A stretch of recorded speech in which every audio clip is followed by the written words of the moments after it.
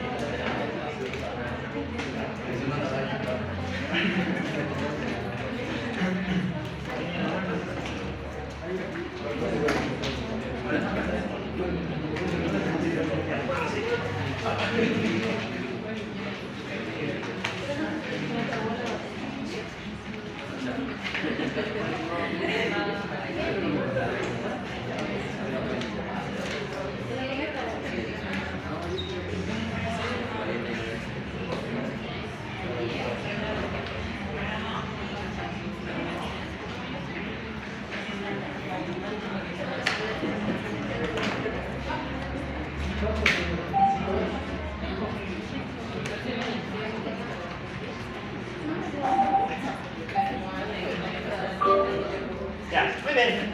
Entonces, se vean sentados, muchachos. Vamos a hacer. Empezaremos.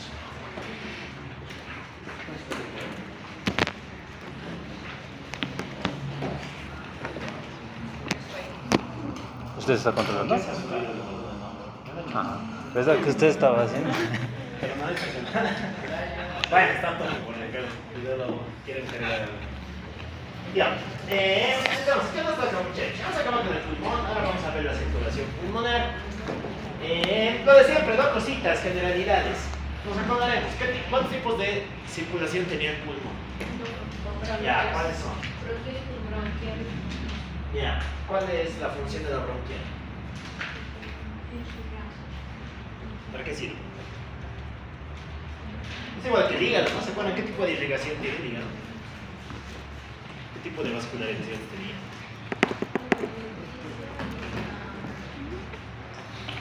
¿Verdad? Nutricia y nutricia y funcional. La nutricia, ¿a quién se la va a aportar?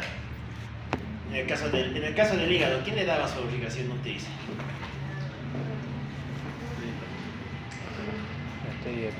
¿Cómo es quién le da su irrigación nutricia? Anatomía, primer semestre. La aporta. Claro, la arteria hepática común, la arteria hepática propia, rama de la arteria hepática. ¿Y quién le da su irrigación funcional? La porta. Claro. Aquí es lo mismo. ¿Quién le va a dar su irrigación nutricia? ¿Quién le va a dar la irrigación que necesita para sobrevivir? ¿Se acuerdan? Pues, primer semestre. Las arterias bronquiales. ¿Ramas de quién? Vamos a la aorta. Ya, concepto importante, ¿no? Si son ramas de la aorta, van a dar irrigación a los componentes pulmonares, bronquiolos y demás. ¿Participarán del intercambio gaseoso? ¿Sí o no? La sangre de las arterias bronquiales.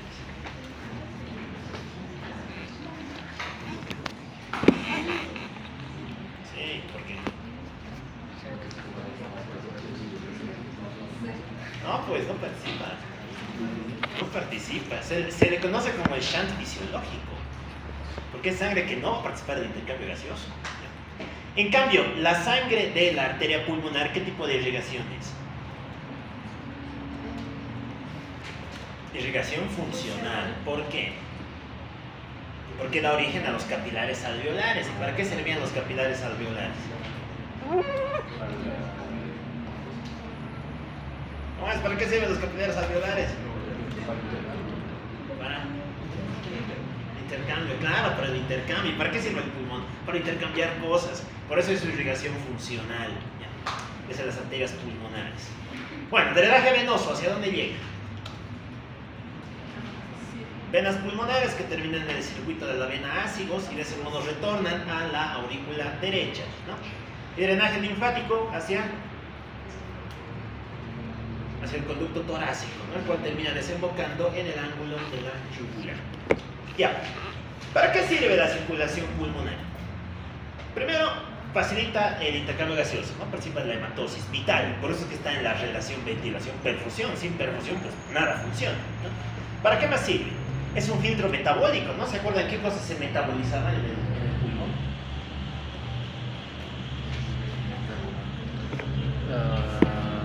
¿Cuáles que se metabolizan en el pulmón? La angiotensina, la noradrenalina, las aminas, la serotonina, la histamina, la bradiquinina, la canicreína. Una gran cantidad de vasodilatadores, ¿no? ¿Qué otra función tiene? Es un filtro. Filtra émbolos, filtra parásitos, filtra cuerpos extraños, filtra miles de cosas que si no estuviera el pulmón ahí, pasarían a la circulación izquierda, ¿ya? Y poco más. Ahora bien, los vasos de la circulación pulmonar tienen algunas características, ¿no? Son vasos de alta o de baja resistencia. Son vasos de alta resistencia. Claro, son de baja, no le conviene trabajar con alta resistencia, ¿no? Porque ¿cuál es más grueso, el ventrículo derecho o el ventrículo izquierdo? El ventrículo izquierdo, el derecho es delgadito. Imagínense si fuera un circuito de alta presión. El ventrículo derecho no podría bombear contra ese circuito, ¿no? Que es lo que pasa en el cor pulmonale. Así que los vasos de la circulación pulmonar son vasos de baja resistencia. ¿Y por qué son vasos de baja resistencia? Porque tienen una túnica media más delgada. ¿Se acuerdan de qué estaba hecha la túnica media de los vasos?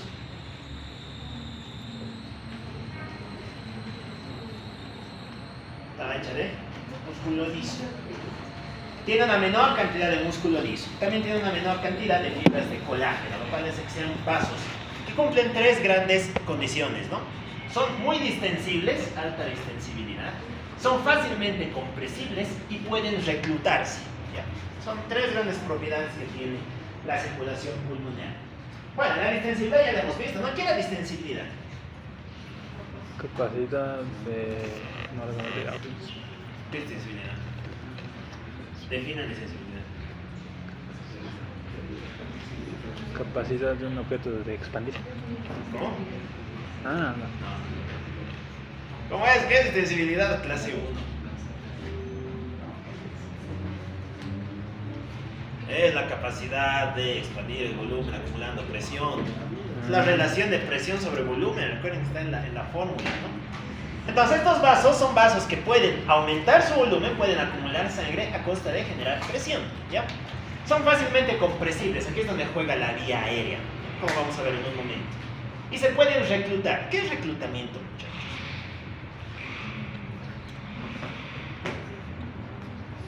¿Qué es reclutar en términos generales?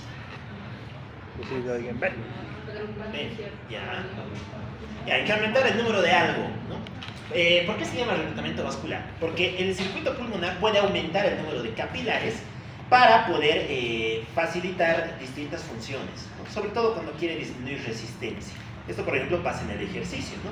Resulta que cuando nosotros estamos en reposo, ahora, por ejemplo, nuestra circulación pulmonar está funcionando al 50, 60%. Pero si nos ponemos a correr, a hacer cardio, vamos a comenzar a aumentar el número de capilares que necesitamos. Y de ese modo llegaríamos a utilizar el 80, 90% de nuestra circulación, ¿ya? Eso es reclutamiento capilar. Y esa función depende de las características de la vascularización pulmonar. Ya. Todo esto se junta para explicarnos dos grandes determinantes, ¿no? ¿Cómo es que está determinada la presión de la arteria pulmonar? Bueno, para empezar hablamos de sus valores. ¿Se acuerdan con qué presiones juega la circulación pulmonar?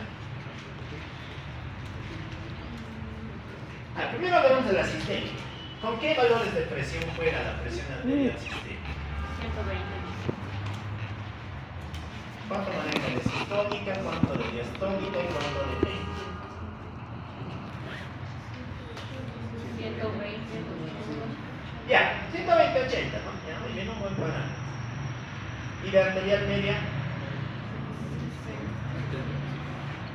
120. Bueno, en general se manejan 90. Ya. Ok, ¿qué le pasa a la presión arterial pulmonar? Como hemos visto, son vasos que tienen menor resistencia, tienen menos presión, por lo tanto van a jugar con presiones más bajas. ¿Se acuerdan cuánto es la presión sistólica? 88. Con 80 revienta el ventrículo derecho. Ya, 25. Le digo que está 24, no, 24, 25. No nos afecta mucho. La diastólica. Ya, en 8, ¿no? En 8, 10 es en general lo que se maneja, pero bueno, podríamos hablar de valores en torno a 8. ¿Y su presión arterial media cuánto es?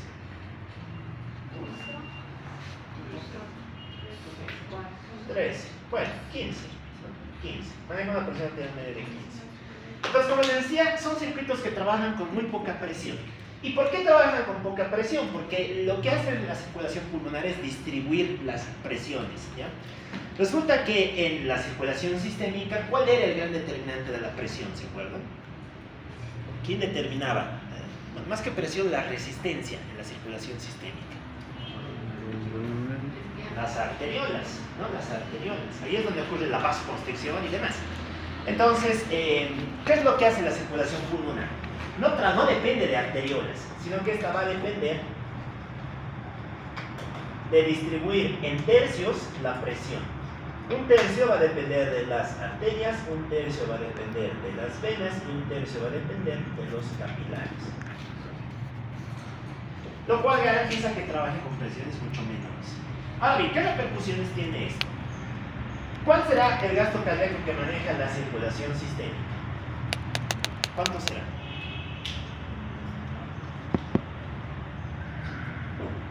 ¿Cuánto es el gasto cardíaco de la circulación sistémica del corazón izquierdo?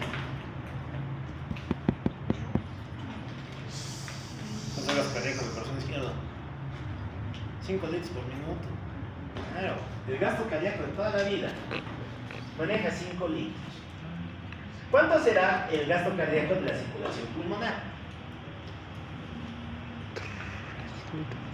¿Será más o será menos? ¿Por qué? Igual, ¿por qué? Es igual, pero ¿por qué? Porque las circulaciones son circuitos cerrados. La misma sangre que maneja un lado del corazón tiene que ser la misma que maneje el otro lado del corazón, ¿no? Porque están conectados, son circuitos cerrados. Entonces aquí también vas a manejar 5 litros minuto. Muy bien. Nos acordaremos de una formulita. Recordamos que la resistencia es igual a presión sobre flujo, ¿no? En este caso presión sobre gasto cardíaco, ¿ya? Si es que el gasto cardíaco es constante, pues este nos da igual, ¿no? De hecho, lo podemos anular de la ecuación. ¿Quién va a ser el gran determinante de la resistencia del vaso? La presión, ¿no? ¿Y cuál de los dos tendrá mayor resistencia? ¿Circuito sistémico o circuito pulmonar? Circuito sistémico, exacto, porque trabaja con presiones más altas, ¿no? Es por eso que este tiene una resistencia alta, ¿ya? En cambio, ¿qué le pasa a la circulación pulmonar? ¿Cómo será su resistencia? ¿Más baja o más alta? Más baja, exacto. Por eso es que trabaja con bajas resistencias, ¿ya? Recuerden que esta es la ley de Ohm, ¿no? La ley de Ohm que se aplica también para la parte de termodinámica. Entonces, ¿qué podríamos concluir de todo esto? Que el circuito pulmonar trabaja con presiones bajas, resistencias bajas, que están distribuidas en manera de tercios, ¿ya? Y sobre todo considerando que el gasto cardíaco sea constante. Ya. Dicho esto, podemos hablar de los grandes determinantes de la presión arterial pulmonar, que van a ser de dos tipos. Tenemos determinantes pasivos y determinantes activos. Dentro de los pasivos, ¿quién juega? Juega la ventilación, y juega el volumen pulmonar. Y tiene sentido, ¿no? Si es que esta es la vía aérea, aquí está el alveolo. Y a su alrededor tienes a los vasos sanguíneos. Podríamos decir que tienes dos tipos de vasos, ¿no? Unos que se conocen como los vasos extracapilares y otros que se conocen como los vasos alveolares. Perdón, extraalveolares. Los alveolares son los vasos alveolares. ¿Ya? Muy bien. Cuando hablamos de ventilación nos referimos a las dos grandes fases del ciclo ventilatorio, ¿no? Inspiración y expiración. ¿Qué es lo que pasaría cuando hacemos inspiración, cuando inspiramos? Pues que la corriente de aire ingresa por la vía aérea y una vez que ha ingresado va a condicionar dos procesos, ¿no? El primero va a generar mucha presión dentro del alveolo porque está llenándolo de aire y como genera mucha presión dentro del alveolo, vas a tender a comprimir la circulación extraalveolar. Esta se comprime y vas a tender a distender la circulación alveolar. Esta se expande, ¿ya? En cambio, ¿qué va a pasar en expiración? Pues va a pasar lo contrario, que cuando expiras, pues todo el aire sale y como todo el aire sale, los vasos alveolares tienden a contraerse y los vasos extraalveolares, como está pasando por aquí la columna de aire, tienden a dilatarse. Muy bien. Resulta que en inspiración y en expiración máxima vas a tener las tasas de resistencia mucho más altas, ¿no? Porque recuerden que el diámetro de un vaso nos va a condicionar la resistencia del mismo. Entonces, en inspiración y en expiración máxima es donde tienes la mayor resistencia. ¿Cuándo vas a tener la menor? La menor resistencia se alcanza cuando estás en la capacidad residual funcional. ¿Se acuerdan qué era la capacidad residual funcional?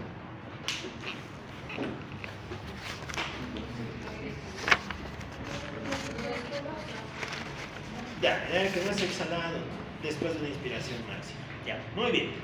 Y esta grafiquita, este dibujito que está en el libro, nos está enseñando exactamente eso, ¿no? Fíjense cómo las resistencias van a ser más altas, tanto en la porción inspiratoria como en la porción expiratoria, pero la resistencia va a ser menor cuando estás en capacidad residual funcional. Llegas a ese punto intermedio. Muy bien. Por otro lado tenemos a los componentes activos. Dentro de los activos, ¿quiénes juegan? Juegan pues los vasoconstrictores y los vasodilatadores, ¿no? Recordamos que los vasoconstrictores son importantes para desarrollar un reflejo, ¿no? El reflejo de la vasoconstricción hipóxica. El famoso reflejo alveolo-arteriolar. Muy bien. Por otro lado tienes a los vasoactivos,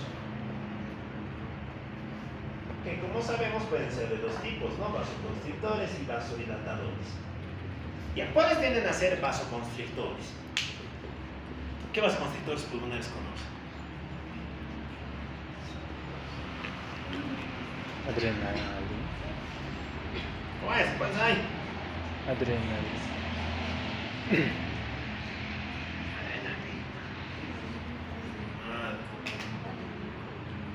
Las aminas. Claro, adrenalina, angiotensina y demás, ¿no? Vasodilatadores, ¿cuáles serían? Las prostaglandinas, como siempre, y en este caso la acetilcolina. Ya. ¿Qué más? Bueno, un poco más, ¿no? Así es como se regula la presión. Ahora bien, cuando llega el momento de explorar eso es lo básico, eso tiene que estar claro. Cuando llega el momento de explorar la circulación pulmonar, pues tenemos varias herramientas, ¿no? ¿Nos ayudaría el examen clínico? Sí, no siempre es la punta de lanza, pero son hallazgos bastante inespecíficos. Se van a dar cuenta de que todo lo que vamos a contar generalmente tiene disnea, tos, dificultad respiratoria. Entonces son hallazgos muy poco específicos. En general nos apoyamos de otras herramientas, ¿no? La principal, ¿cuál sería? Los estudios de imagen, ¿no? La imagenología aquí es clave. Y dentro de los estudios de imagen tenemos varios, ¿no? Tal vez el más barato, el más rápido y el más práctico de utilizar sea la placa de tórax, ¿no? La radiografía de tórax. ¿Se puede observar los vasos sanguíneos en la radiografía de tórax? ¿Sí o no? Con contraste. ¿Sí contraste? No, sin contraste. Tórax simple de tórax. Sí, se observa. Claro, se observa. La trama vascular, ¿no? La famosa trama periliar, es el hallazgo que deberíamos de esperar encontrar, ¿ya? Fuera de eso tenemos cosas más elaboradas. Una de las que vamos a hablar bastante hoy día es esta. Esto se llama angiotac. Es una tomografía, pero esto sí contrastado, ¿no? Que nos permite evidenciar de una manera bastante bonita la ramificación de la arteria pulmonar, ¿no? Recordemos que por aquí debería estar el templo pulmonar, dividimos en sus dos ramas, una rama derecha y una rama izquierda, cada una con sus ramas segmentarias, ¿no? Es justamente lo que se observa en este tipo de estudios. Muy bien, ¿qué otro estudio más tenemos? Tenemos a la gammagrafía de ventilación-perfusión. Es una manera objetiva de estudiar los trastornos de la ventilación bajo perfusión. Ok. Muy bien, dicho eso, pues podemos empezar a hablar de enfermedades. Empezaremos con esta, la hipertensión pulmonar. Ya, ¿cómo definiríamos hipertensión pulmonar? Cuando la presión está por arriba de 25 milímetros de mercurio. ¿Tiene sentido? Sí, ¿no? Porque ¿cuánto tenía que ser tu sistólica? 25. Cualquier cosa que esté por encima de esto, pues ya va a ser hipertensión pulmonar. La hipertensión pulmonar es una entidad que tiene mecanismos y que tiene causas. Pero sus causas son bastante deducibles si nos acordamos de la fórmula de la presión. ¿Cuál era la fórmula de la presión arterial según la ley de Ohm?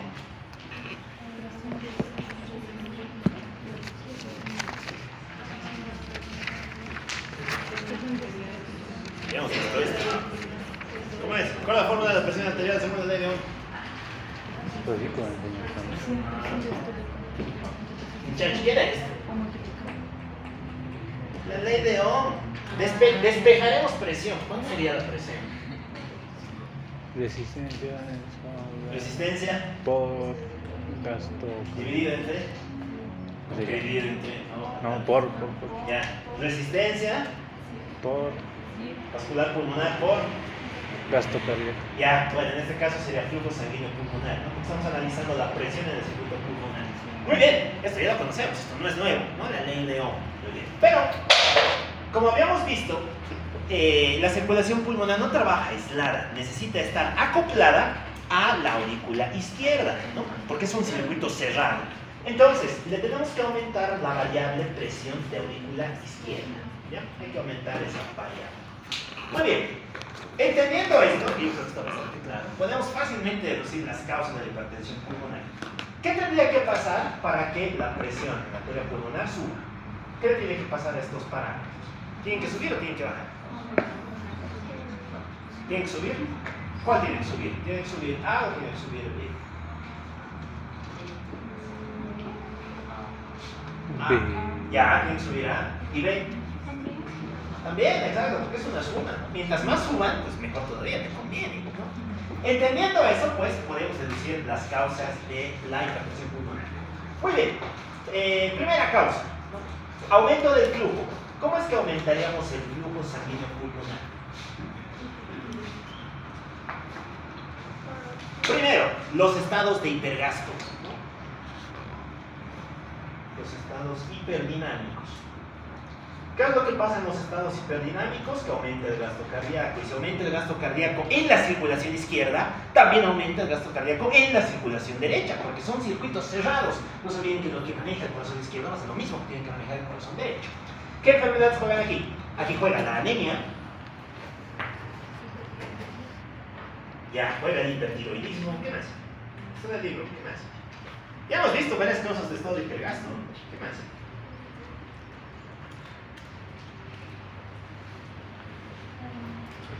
Pues, ¿dónde más hay estados hiperdinámicos? Es la enfermedad hepática crónica, ¿no? La insuficiencia hepática crónica. En el embarazo, ¿dónde más? En la enfermedad de Paget, ¿no? Todos esos también cursan con estados de hipergasto. Ya, otra causa. ¿Qué otra cosa podría ser que aumente el flujo de tu corazón derecho? Que tengas algo que te aporte más sangre. ¿Y qué puede ser ese algo que te aporte más sangre? Tumor. Un shunt, una comunicación, un shunt, izquierda-derecha. Claro, en este caso, ¿qué va a pasar? Toda la sangre de tu izquierda pasa a la derecha, y como pasa a la derecha, más flujo hacia la arteria pulmonar, ¿no? Todos estamos de acuerdo. Muy bien. Causas para shunt izquierda-derecha. Tumor. Pues, ¿comunicaciones cuáles? Ya, la CIA, ya, muy bien, ¿qué más? La CIV, ¿no? En general juegan las cardiopatías acianógenas. Todas las acianóticas juegan dentro de esta categoría, la CIA, la CIV, el FOB y demás. Entonces, esas jugarían dentro de esta categoría. ¿Qué cosas podrían subir la resistencia? Bueno, aquí también tenemos otro conjunto de entidades, ¿no? Por ejemplo, aquí encontraríamos a las causas idiopáticas, las causas primarias, ¿no? Las que vamos a ver en un momento. ¿Qué más tenemos? Tenemos a las enfermedades obstructivas. Aquí jugaría el EPOC. ¿Se acuerdan cuál de los dos producía más alteración vascular? Enfisema o bronquitis crónica. ¿Cuál producía más cardiomegalia? ¿Enfisema o bronquitis crónica? No, bronquitis crónica. Claro, la bronquitis crónica. ¿Qué más? Juegan las restrictivas.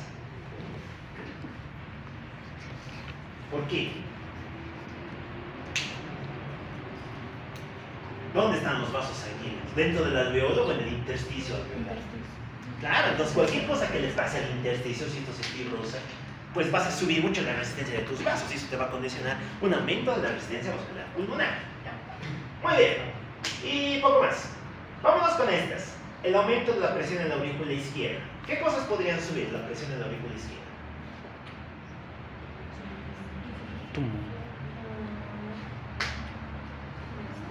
¿Cómo es? Aquí juegan las... El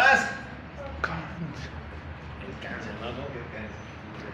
Bueno, depende, solo que tengas un mixoma en el vestíbulo izquierdo. No debería. Hipertensión. La hipertensión, no. Insuficiencia. La insuficiencia, no. Las valvulopatías. Claro. ¿Cuáles? Las del corazón izquierdo. ¿Cuáles son las válvulas izquierdas?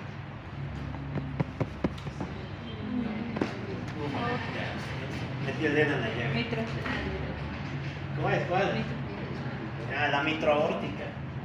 La mitral y la aórtica. Tiene sentido, ¿no? Esta parte es importante que esté bien comprendida, porque es vital para hablar de insuficiencia cardíaca cuando nos toca hablar de cardio. Creo que llegamos acá al llenadito 4, si no lo recuerdo. Entonces,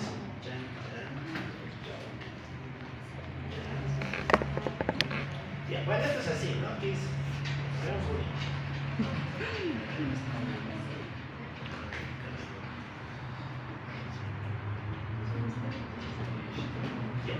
Aquí es donde estaba la... Esto es derecho, esto es izquierdo. Recordamos que del ventrículo derecho nace la arteria pulmonar, esta arteria pulmonar se divide en ramas y demás cosas, y después termina en la aurícula izquierda, ¿no? En forma de venas pulmonares. Bien. ¿Qué es lo que pasa si es que tienes una valvulopatía mitral? El ejemplo típico sería la estenosis mitral. O si es que tienes una valvulopatía aórtica. El ejemplo típico sería la insuficiencia aórtica. Pues que la sangre no va a poder avanzar, ¿no? Aquí sale, pero regresa, y aquí directamente no pasa. Por lo tanto, la sangre no está avanzando. Si no está avanzando, ¿aumenta la presión? Sí, ¿no? Aumenta la presión en la aurícula izquierda. Y aquí pasa algo interesante que se llama transmisión retrógrada. Como está subiendo la presión en la aurícula izquierda, toda esta sangre va a comenzar a, entre comillas, ¿no? Generar tráfico. Es como que estuviera bloqueando, ¿no? El flujo de la circulación. Por lo tanto, por aquí la sangre fluirá de manera adecuada. No, ¿no? Y por lo tanto, ¿su presión subirá? Sí, ¿no? Aquí sube la presión. Muy bien. Sube la presión en las venas pulmonares. Si sube la presión en las venas pulmonares, ¿congestionarán a los capilares? También, ¿no? Por lo tanto, ¿subirá la presión capilar pulmonar? También, ¿no? Sube la presión capilar pulmonar. Y como sube la presión aquí, ¿esto repercutirá sobre la arteria pulmonar? Sí, ¿no? Por lo tanto, sube la presión de la arteria pulmonar. Listo. Dense cuenta que fallos en la circulación izquierda terminan produciendo complicaciones a la derecha. Por eso es que la principal causa de la insuficiencia cardíaca derecha, ¿cuál creen que es? Claro, la insuficiencia cardíaca izquierda. Es por eso. Es por este mecanismo de transmisión retrógrada de presiones. Ya. ¿Qué más juega aquí? Aquí juegan las alteraciones de la contractilidad, bueno, así de la relajación y de la dilatación del corazón izquierdo, ventrículo izquierdo. ¿Quién jugaría aquí? Aquí jugaría la miocardiopatía hipertrófica, que recordamos que es una entidad generalmente de origen genético. ¿Se acuerdan cuáles serán sus genes asociados? Genes de la cadena pesada de la miosina, genes de la titina, que están vinculados a una excesiva rigidez de los sarcómeros y por lo tanto una limitación respecto a distensibilidad y relajación del corazón izquierdo. Muy bien, dense cuenta que sus causas son bastante deductibles. Ahora bien, hablaremos de su clasificación. Bueno, hay varias maneras de clasificar esto. Vamos a hablar de la primera. Es una clasificación bastante sencilla y está basado en esto. Fíjense que, basados en este dibujo, podríamos dividir a las causas de la hipertensión pulmonar en dos tipos, ¿no? Ponemos una línea aquí y vamos a decir que todo lo que está desde los capilares para adelante se va a llamar hipertensión pulmonar postcapilar. ¿Quiénes serían hipertensiones postcapilares? Todas las cardiopatías y sobre todo aquellas que afecten a la aurícula izquierda. Aquí básicamente juega la patología cardíaca, ¿ya? Todo lo que esté de los capilares para atrás, ¿cómo se va a llamar? Hipertensión pulmonar precapilar. ¿Quiénes juegan dentro de las precapilares? Aquí jugaría cualquier cosa que afecte a la arteria pulmonar, ¿no? Juega la bronquitis, juega el TEP, juega los estados hiperdinámicos, cualquier cosa que en general afecte este lado del corazón va a ser precapilar. Es una clasificación bastante fisiopatológica. Generalmente no se llega a esto, pero es bueno entenderla con los fines didácticos que tiene, ¿ya? Muy bien, como esta clasificación no es muy útil porque esto necesita medir distintas cosas para determinarse, en el 2013 se han juntado un conjunto de expertos en una ciudad que se llama Niza. ¿Y qué ha sido lo que han hecho? Han creado la gran clasificación de la hipertensión pulmonar según la escala Niza, ¿no? ¿Y qué es lo que te dice la clasificación de la Niza 2013? Te dice que la hipertensión pulmonar se va a dividir en 5 grandes familias, en 5 grandes grupos. 1, 2, 3, 4 y 5. ¿Ya? Muy bien, el grupo 1 va a corresponder a las causas de hipertensión arterial pulmonar primaria, también conocida como idiopática. Bueno, mal llamada idiopática. ¿Ya? En general aquí viene cuando no le encuentras una causa. Resulta que la hipertensión pulmonar es una enfermedad que es más frecuente en mujeres, de media entre los 30 y los 40 años, y que tiene cierto componente genético asociado. Ya es más frecuente si tienes algún familiar dentro de tu árbol que ha tenido hipertensión arterial pulmonar, ¿ya? Entonces, ¿qué entidades juegan aquí? Aquí juega la hipertensión arterial pulmonar familiar. Y aquí se han metido varios genes, ¿no? Si sí nos habla de un kilo de genes, los genes ALK, VG, TCN, NEC, etc., ¿no? Que tienen cierta implicación patológica, sobre todo respecto a lo que es el fenómeno de la hipertrofia de la túnica media, como vamos a ver en un momento, ¿ya? Ok, ¿qué más? Jugarían las causas idiopáticas, aquellas que no tienen una causa aclarada. Jugarían las causas vinculadas a el consumo de tóxicos. Y dentro de estos tóxicos, los más asociados son los anorexígenos, ¿no? Compuestos que limitan el apetito y que de ese modo evitan que consumas mucha comida. ¿Quiénes también juegan aquí? Aquí juegan las drogas y juegan un aceite, ¿no? Se le conoce como el aceite tóxico, el aceite de colcha, ¿ya? Que también tiende a producir hipertensión arterial pulmonar. Ya se llama así, el síndrome del aceite tóxico. ¿Ya? ¿Qué más?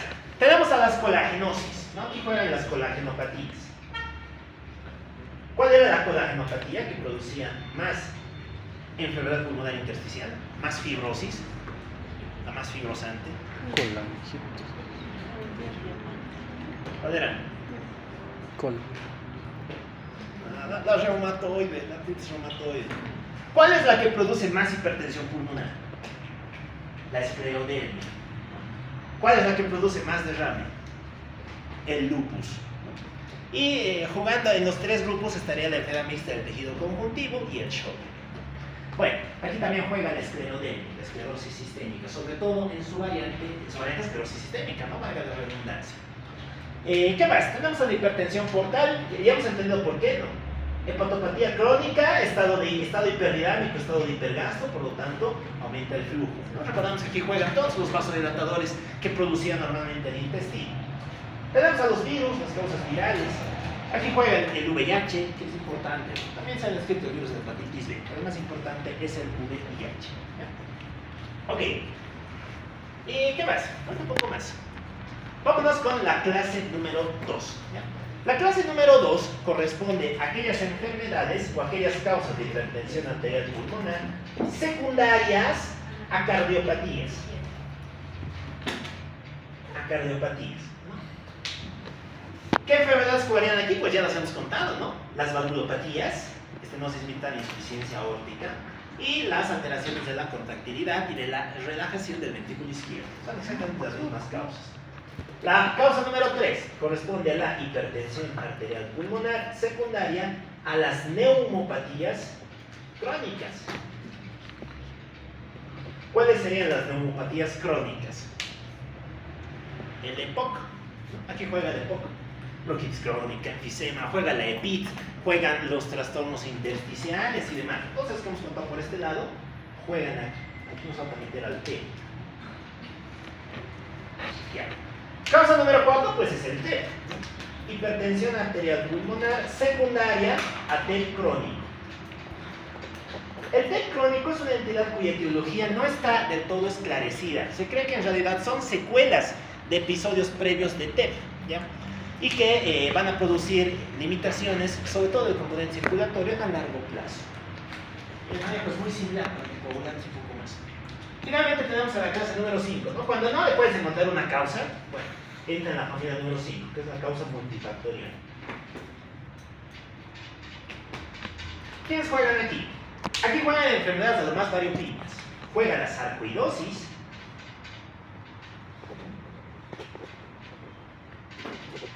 juegan algunas EPITs y poco más. ¿Ya? Aquí nos estamos hablando de la esquistosomiasis.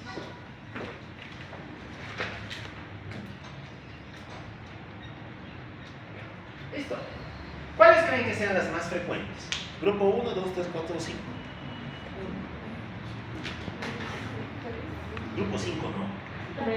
3. Ya, claro, las más frecuentes van a ser grupo 2, grupo 3, ¿no? Esas van a ser las más frecuentes. Ya, muy bien. Si es que, y en eso te dicen, ¿no? Si es que tienes hipertensión pulmonar, lo primero que hay que hacer siempre es buscar una cardiopatía o una neumopatía. Siempre se hace espirometría, se ecocardios, hay que buscar alguna causa. Si todo está bien, te dice pensar en el grupo 4, del crónico. Aquí te hacemos angiotac, vemos dímero D y demás.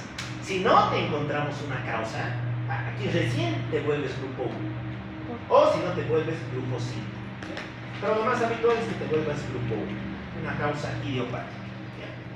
Muy bien. Un poco más. Vámonos con sus consecuencias. Bueno, ¿qué es lo que va a pasar en la hipertensión pulmonar? Pues vamos a tener básicamente dos tipos de alteraciones, ¿no? Por un lado, vas a tener alteraciones secundarias a la hipertensión arterial pulmonar y por otro lado, alteraciones en el ventrículo derecho. ¿Ya?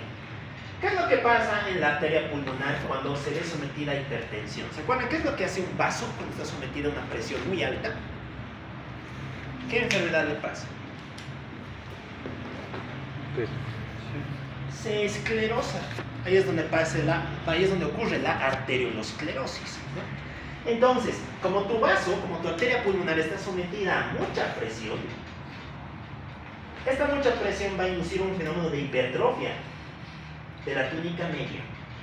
Y como tu túnica media se vuelve más gruesa, más desarrollada, pues va a producirte una serie de cambios que a nivel anatomopatológico se conocen como los cambios plexiformes.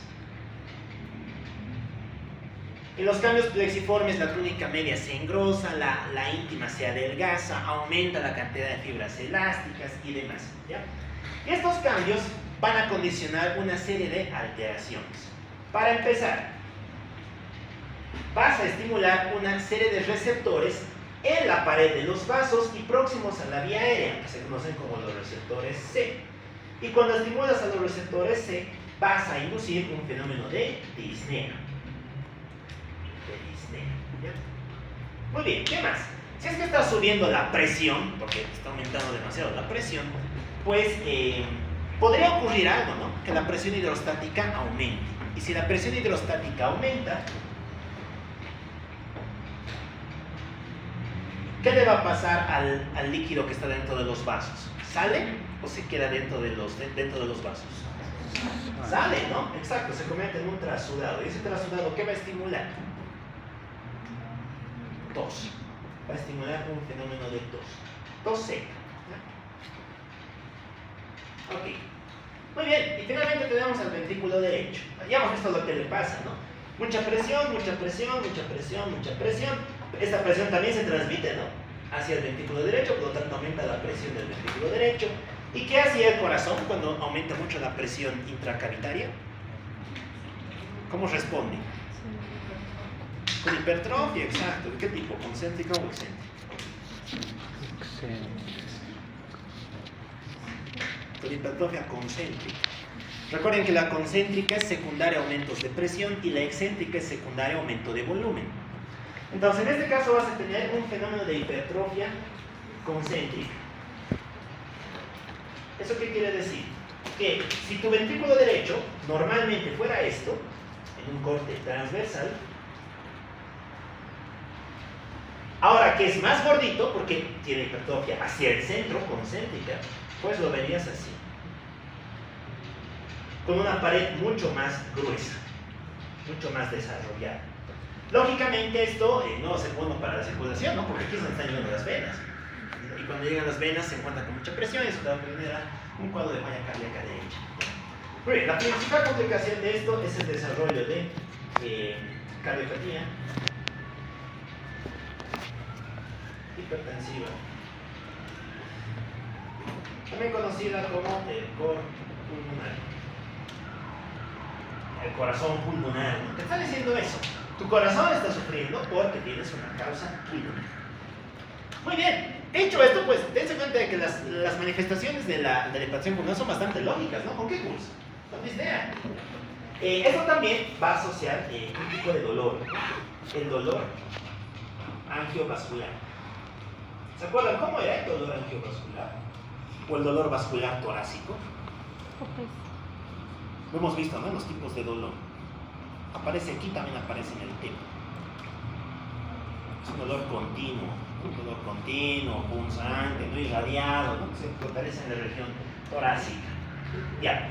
Y listo, nada más. Eso te produce la hipertensión pulmonar, ¿no? O sea, con disnea y dolor.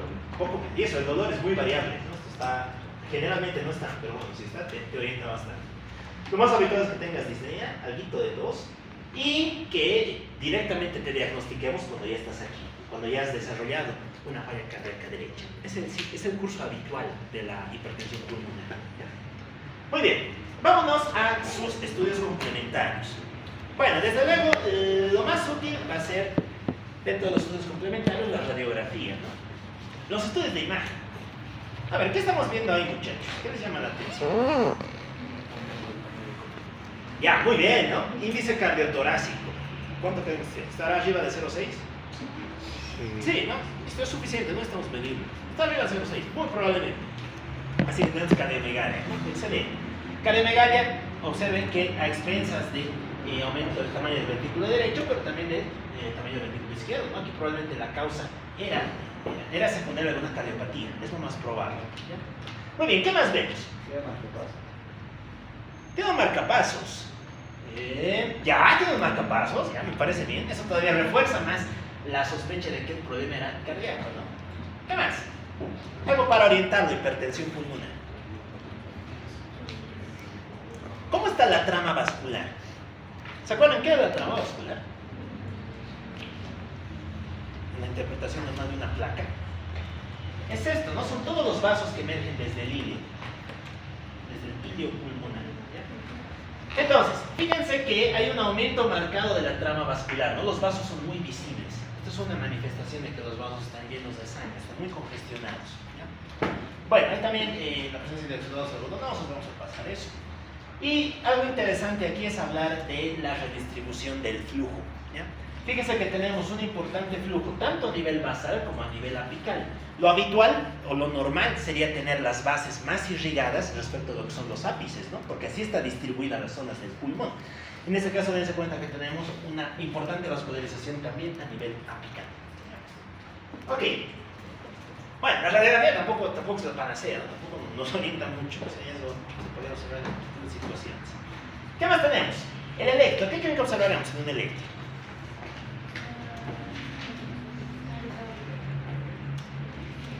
O sea, en todo lo que hemos contado, ¿qué observaríamos en un electro? Ondas. ¿Qué le pasa al electro? Ya, ¿y cómo se mide eso en el electro? Aumento de la onda. ¿Qué onda?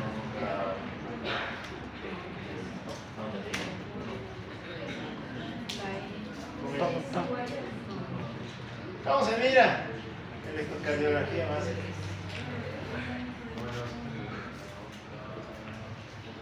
Nos acordaremos. ¿Cómo se interpretaba un electro? ¿Cuál es la secuencia? Primero hay que ver el ritmo. ¿Habrá alteraciones del ritmo? Sí, ¿por qué? Claro, te hemos dicho que produce arritmias. El ritmo no nos interesa. Solo que el problema se izquierda, tenga fibrilación auricular, etc. Bueno, segundo, eje. ¿El eje nos interesará? No. Sí, pues, porque ¿qué te dice el eje? El sentido de la despolarización del corazón, ¿no? Te dice hacia qué lado se está generando la corriente eléctrica. Y si tienes más masa muscular a la derecha, porque tu ventrículo está aumentado de tamaño, pues es lógico que el eje se desvíe hacia dónde? Hacia la derecha. Que tengas un desvío derecho del eje cardíaco, claro. ¿Qué más? Bueno, ya después nos iríamos a los marcadores de alteración cardíaca como tal, ¿no? Aumentaría la amplitud de las ondas QRS, ¿no? Sobre todo el predominio de derivaciones derechas, eso se observa en las precordiales, lo veríamos en V1, V2, sobre todo, también en AVR. ¿Qué más? Bueno, poco más. En el SC quiere decir ecocardiograma. Aquí veríamos alguna alteración estructural que tenga el corazón. Las valvulopatías se miran con eso. ¿Ya? La angiografía pulmonar, ¿qué creen que sea eso?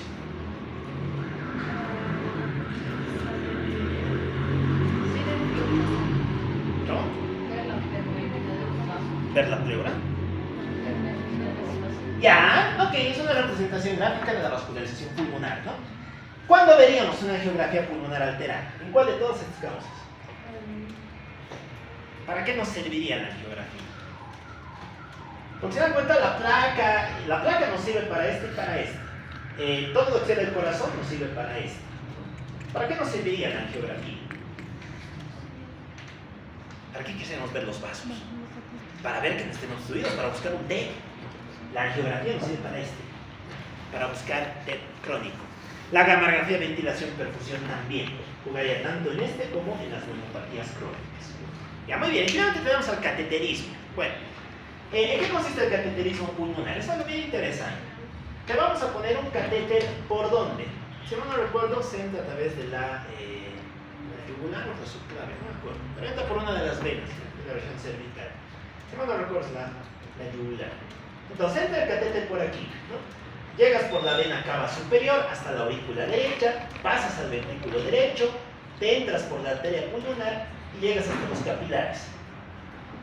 Y ahí vas a hacer algo bien interesante. Vas a insuflar un balón que va a ocupar todo el territorio de tus capilares pulmonares. ¿Qué vas a medir aquí?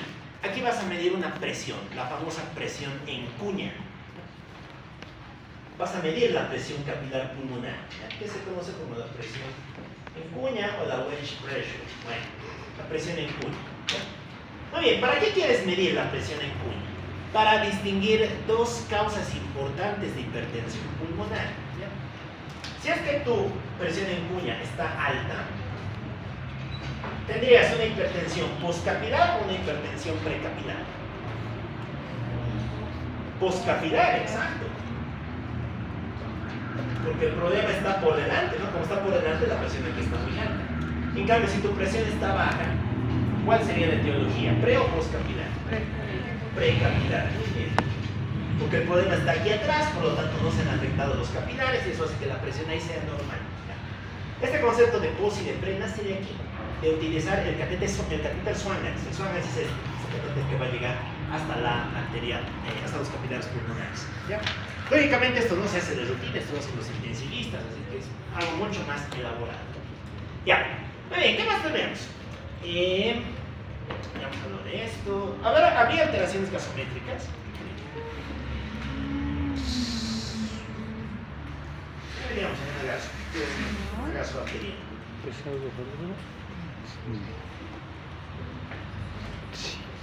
Sí, ¿no? ¿Qué veríamos? Hipoxemia. Hipoxemia. Nada más. Ya, creo que poco más. Vámonos a la parte, bueno, el diagnóstico ya lo hemos contado, ¿no? Se diagnostica con todas las herramientas. Muy bien, finalmente nos iremos al tratamiento. Bueno, ¿cómo se maneja esto? Depende.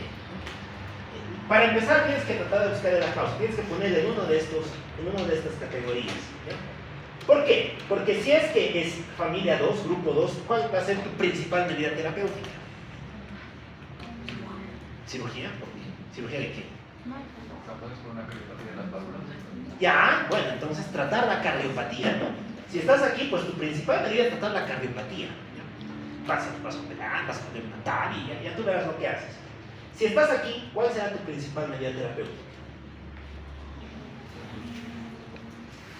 Tratar la neumopatía, ¿no? Si tienes EPOC, darás broncodilatadores, verás cómo mejoras la ventilación aérea.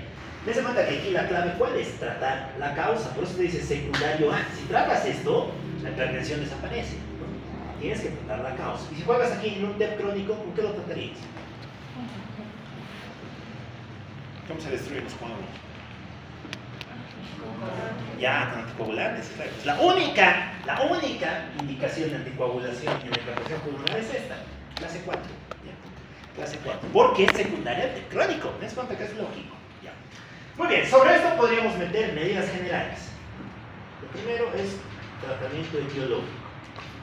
Y si eres aquí, ustedes dirán, bueno, ahorita vamos a ver qué es lo que pasa si estás ahí. Lo primero es tratamiento etiológico. Lo segundo, medidas generales. Y aquí lo mismo, depende, ¿no? Anticoagulación solo si eres clase 4. Si tienes sobrecarga de volumen, ¿qué daríamos? Si estás en una de estas con estados hiperdinamicos, ¿qué podemos hacer para que pierdas volumen? Claro, un diurético, ¿no? Aquí es donde entran los diuréticos. Los diuréticos pero se manejan de manera bastante moderada, ¿no? Que manejan los especialistas. Muy bien. ¿Qué más? Lógicamente hay que dar oxígeno, ¿no? Porque como hemos visto va a haber tendencias hipoxémicas y la hipoxia aquí es brutal porque recordemos que te induce vasoconstricción hipóxica y es lo que menos queremos, ¿no? Que aumente la constricción todavía más. Ya, muy bien. Y finalmente tendríamos el manejo de la hipertensión arterial primaria, de la idiopática. Bueno, esta parte es sumamente interesante, se van a dar cuenta de que es fisiopatología pura. ¿Qué es lo que se hace aquí? Lo primero que se hace es un test, el test de vasoreactividad, ¿sí? ¿En qué consiste? Consiste en que te vamos a administrar de manera invasiva, te vamos a meter un tubo y a través de ese tubo te vamos a hacer pasar óxido nítrico. ¿Para qué? ¿Okay? Ya, exacto, ¿no? Vamos a vasodilatar y vamos a ver si hay respuesta o no. ¿Cuál sería la respuesta esperable si te estamos poniendo óxido nítrico? ¿Que la presión suba o que baje? Que baje, exacto.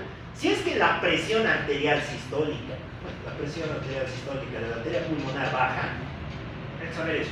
Pero en realidad tiene que bajar debajo de 10, una media por debajo de 10 también, etc. Son 3 parámetros, no son 3. Si baja la presión, súper, test positivo.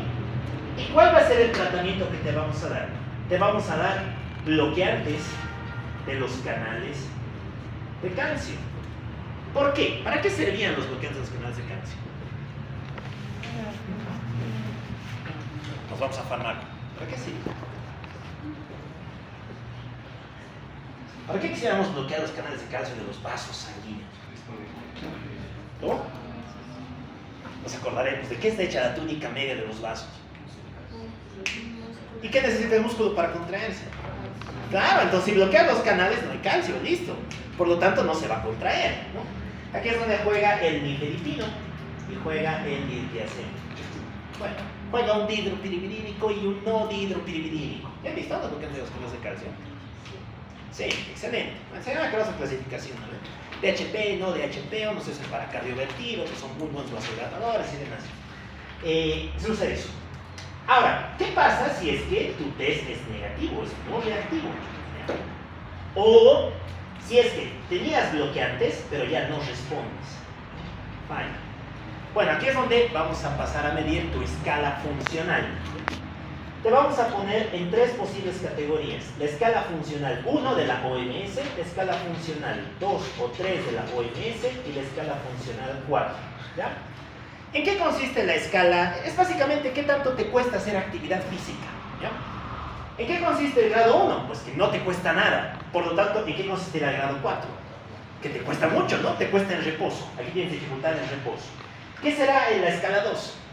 Dificultad leve. Y la escala 3, dificultad moderada. Eso nomás es la sensación de disnea que aparece en respuesta al ejercicio y en el caso del grado 4 en reposo. ¿Ya? Muy bien. ¿Qué es lo que pasa si estás en grado 1? Las guías te dicen, nada, seguí con bloqueantes los canales de calcio o si no, reevalúa. La verdadera magia está aquí, está en el manejo de la clase 2 y la clase 3. ¿Qué creen que se utiliza para manejar la hipertensión pulmonar? Desde un punto de vista netamente fisiopatológico. ¿Cuál era el fenómeno central de todo esto? Que la presión está muy alta, ¿no? Hay vasoconstricción, por lo tanto, ¿qué nos interesaría hacer para cortar esa vasoconstricción? Vasodilatar, muy bien. Pero no han respondido a los vasodilatadores más comunes que había, ¿no? Entonces tenemos que utilizar otro tipo de compuestos. Ya nos acordaremos, ¿cuáles eran los reguladores, los vasoactivos que jugaban aquí? ¿Cuáles te pueden vasodilatar? Porque eso vamos a hacer.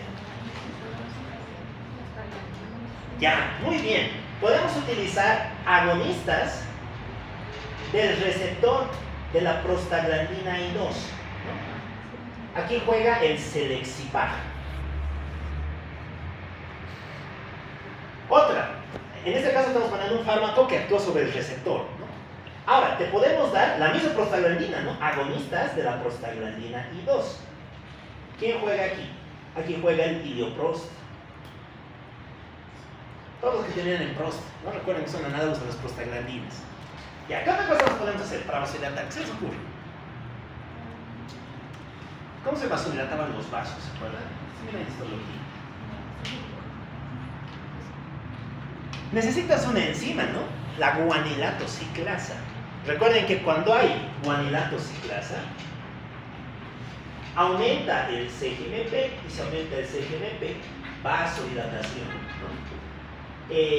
Entonces tendríamos a los agonistas de la guanilato ciclasa. Entonces, ¿quién juega aquí? Aquí juega el riociguat. Muy bien, ¿qué otra cosa más se les ocurre? ¿Se acuerdan quién metabolizaba al CGMP? ¿Quién venía y lo destruía? La difosfodiesterasa de tipo 5, ¿no? Si bloqueamos esta enzima, ¿aumentaremos el CGMP? ¿Qué dicen? ¿Sí o no? Sí, ¿no? ¿Qué fármaco hace eso? ¿Cuáles son los inhibidores de la difosfodiesterasa de tipo 5? Recontra famosos. Ustedes los conocen. ¿Cuál es la píldora azul? ¡Claro! ¿Qué es el sildenafil, el vardelafil, el tadalafil? ¿Por qué producen erección? Actúan sobre el sistema nervioso. No, ¿se acuerdan de qué depende la erección? De llenar 2 vasos, de dilatar los cuerpos cavernosos, de hacer vasodilatación, básicamente, ¿no? Entonces, como sabemos eso, ¿qué se utiliza? Inhibidores de la difosfodiesterasa de tipo 5, ¿no? Aquí juega el sildenafil y juega el tadalafil. Muy bien, nos habías cuenta que es un abordaje netamente fisiopatológico. Es darte vasodilatadores por donde haya, por donde podamos entrar. ¿Y a qué nos faltaría? Fuera de los vasodilatadores. Si antagonizamos a los vasoconstrictores, ¿podríamos inducir vasodilatación? Sí, ¿no? ¿Cuál es el principal vasoconstrictor del cuerpo? No. La endotelina 1. Entonces, te podemos dar antagonistas de la endotelina 1. Aquí, ¿quién juega? Todos los que terminan en tentan, el bosentan. Bien, esto es saber biología molecular y entender su patología, nada más. ¿Cuál es el abordaje principal que se utiliza en la hipertensión de clase 2 y 3 no reactiva a test de vasoreactividad? Pues se utiliza bosentan más sildenafil, exacto, ¿no? Y a partir de ahí vemos respuestas. Si respondes bien, y si no respondes ya te vamos poniendo otro fármaco, otro y otro, ¿ya? Muy bien. Finalmente, si estás en clase 4, pues aquí se encuentra un fármaco que es mucho más potente, es otro agonista de la prostaglandina I2, que corresponde al Deneprost. Es lo mismo, ¿no? Estimula la prostaglandina I, por lo tanto te vasodilata y por lo tanto mejora la respuesta. Este ya es intravenoso, por eso es que tiene esa diferencia. Todos estos generalmente son vía oral, ¿no? Ese en cambio es híbrido. Muy bien, y a partir de ahí pues vemos la respuesta que tienes. Eso mismo que les he contado, está puesto en este algoritmo.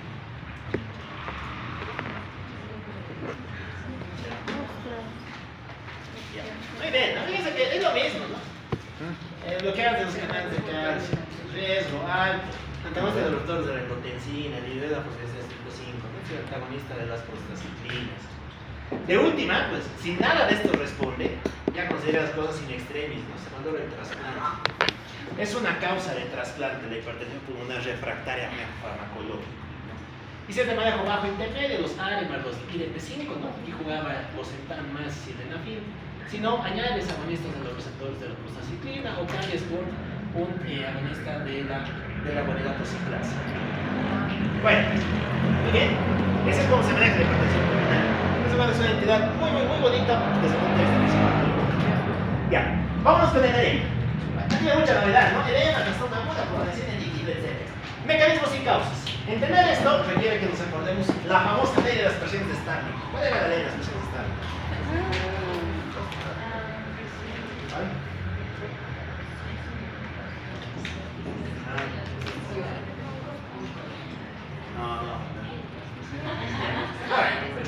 ¿Qué nos dice en la ley de las presiones de Starling? Nos dice que el flujo a través de la membrana es igual a un coeficiente de permeabilidad por presión hidrostática capilar menos presión hidrostática intersticial menos presión oncótica capilar menos presión oncótica intersticial. Esto decía la fórmula. ¿Cómo? Esa fórmula tiene que estar de memoria, tiene que estar masterizada, porque todo el edema, desde la ascitis hasta esto, se explica solo con esta fórmula. De hecho, esto tiene es muy similar a la ascitis, se dan cuenta que tiene muchas características en común. ¿Qué cosas van a aumentar el flujo a través de la membrana? Pues cualquier cosa que suba la permeabilidad, cualquier cosa que suba la presión hidrostática, cualquier cosa que baje la hidrostática intersticial, que baje la oncótica capilar o que suba la oncótica intersticial. ¿Ya?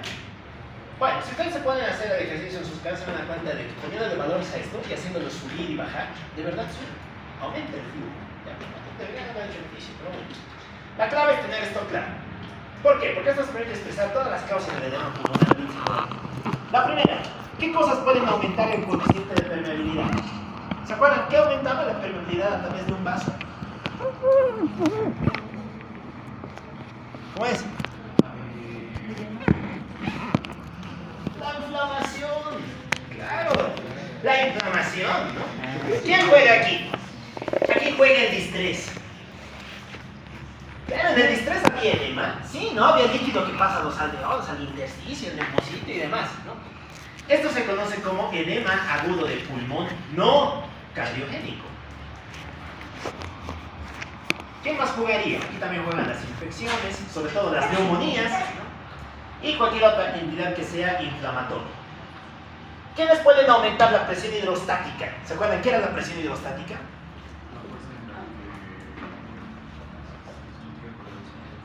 Era la fuerza que se contrae las masculinidades hacia fuera del vaso, el comportamiento extravascular. Ya, ¿pero qué es presión hidrostática? En términos físicos. Nos acordamos, ¿no? Física de fluidos. ¿Qué es presión hidrostática en general? Es la presión que ocupa un líquido por el hecho de estar en un contenido, ¿no? Nada más, es la presión que ocupa un líquido. ¿Ya? ¿Por qué decimos que aumenta la presión hidrostática? Porque el líquido se está acumulando, ¿no? ¿Y por qué podría acumularse el líquido? ¿Por qué podría acumularse la sangre en la circulación pulmonar? Ya, tendría que estar obstruido, ¿dónde? Aquí adelante, ¿no? Tendrías que tener una trombosis de las venas pulmonares, pero eso es infrecuente, muy raro. ¿Qué podrías tener? Algo mucho más frecuente. ¿Quién está por delante? El corazón izquierdo. La insuficiencia cardíaca te puede producir edema pulmonar. Sí, pues, ¿no? Aquí juega la cardiopatía, aquí juega la insuficiencia cardíaca izquierda. Aquí pasa lo mismo, ¿no? El corazón no se contrae bien, por lo tanto la sangre se acumula, y si se acumula en la aurícula se acumula en la vena pulmonar, se acumula en la vena pulmonar, se acumula en la vena pulmonar, y por lo tanto sube la presión. La falla cardíaca izquierda juega aquí. Por lo tanto, ¿cómo se reconoce este edema? Edema de pulmón cardiogénico. Cardiogénico, ¿ya? Y dentro de sus causas, pues jugarían todas las que hemos contado: coagulopatía mitral, aórtica, la miocardiopatía hipertrófica, la rigidez y demás. Muy bien. Estas dos son las más importantes. Generalmente el edema aparece por una de estas dos causas. Y de hecho el verdadero chiste aquí, por eso está dividido aquí, es diferenciarlas entre las dos. Esa es la verdadera importancia del tema. Las que vamos a contar aquí son menos relevantes, pero no por ello menos importantes. ¿Cómo es que disminuiríamos la presión oncótica capilar? ¿Se acuerdan de qué dependía la oncótica? Las proteínas, muy bien. Entonces, ¿cómo disminuimos las proteínas? ¿En qué enfermedades disminuyen?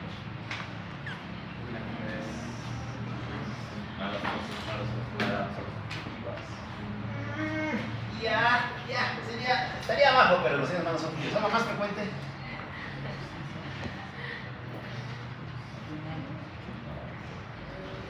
¿Dónde se producen las proteínas? ¿Dónde? La célula. A ver, ¿cuál era la principal albúmina? Bueno, ya no la respuesta. La principal proteína que determina la presión oncótica es la albúmina. ¿Dónde se produce la albúmina? Entonces, si le pasa algo al hígado, ¿tendrá menos presión oncótica? Claro, pues aquí juega la insuficiencia hepática crónica. Todas las causas de cirrosis a y por haber juegan ahí. Otra causa por la que tengo pocas proteínas, que las filtro en mi riñón, ¿no? Si mi riñón, en vez de proteger a las proteínas, las está filtrando y tengo una orina rica en proteínas, pues también voy a bajar mi presión oncótica, ¿no? Aquí juega el síndrome nefrótico. Ya, oye, son las más importantes, estas contribuyen, ¿no? Ya, ¿qué más? ¿Cómo puede bajar la presión hidrostática intersticial? Esto generalmente aparece en las descompresiones súbitas de un neumotórax o de un derrame pleural. Creo que estamos de golpe, ¿no? Haciendo las punciones y demás, y al hacer eso bajamos la presión hidrostática, ¿no? la presión intersticial, perdón. Por lo tanto, si baja, aumenta el presión. Y por último, ¿cómo podría aumentar la presión oncótica intersticial? ¿Cómo podríamos tener más proteínas en el intersticio? Cuando le pasa algo a los linfáticos, ¿no? Recuerden que los linfáticos normalmente devuelven todas las proteínas a la sangre venosa. Aquí juega la linfangitis. La patología linfática básicamente. Y dentro de esta, la más importante es la linfangitis carcinomatosa. ¿Por qué? Pues por una sencilla razón, no puede ser cáncer más frecuente en el mundo mundial. De colon. Linfoma no. Colon no. Colon es top 3, pero no sé más. Pulmón. Claro, pulmón. ¿Y por dónde hacen metástasis los tumores? Por los vasos linfáticos, ¿no? Es lógico que si tienes un tumor ahí, que es el más frecuente en el mundo mundial, pues muchas de esas células pasan por la linfa, y si pasan por la linfa la tapan, y como la tapan, todas las proteínas empiezan a acumularse aquí y vas a dejar de reabsorber el líquido a través de esos vasos, ¿no? Bueno, aquí también podrían las parasitosis y demás, pero la más importante llega a ser la patología carcinomatosa. Muy bien, sea cual sea la etiología, todos van a producir lo mismo, ¿no? Va a aumentar el flujo a través de los vasos sanguíneos. Perdón, va a aumentar el flujo desde la pared vascular hacia el líquido extravascular, ¿no? Y si nos acordamos, aquí habían dos elementos, ¿no? Primero está el intersticio y después está el alveolo. Entonces, ¿cuál es la secuencia del edema pulmonar? Que primero lo que ocurra que sea un edema intersticial, ¿no? El edema intersticial. Muy bien, todo el líquido va a pasar a este lado. Y si tienes líquido en tu intersticio, ¿qué manifestaciones clínicas tendrías? ¿Por qué? Por ese médico en el ejercicio que va a impedir la acumulación de aire o la expiración. Ya. Hay dos mecanismos aquí. Uno muy importante ya, que se llama beso. Depositas cosas en el intersticio y no te deja ni inspirar ni expirar bien. Trastorno restrictivo. Vas a tener un mecanismo restrictivo que va a dificultar el intercambio de sustancias, ¿no? ¿Qué más? ¿Se acuerdan qué receptores había aquí? Que también participaban en la fisiología de la disciplina. Los receptores J. Cuando acumulas cosas en el intersticio, los receptores J mandan señales hasta el centro respiratorio y te van a inducir dos manifestaciones, ¿no? Disnea y una respiración que va a ser superficial y rápida. Bueno, superficial y lenta.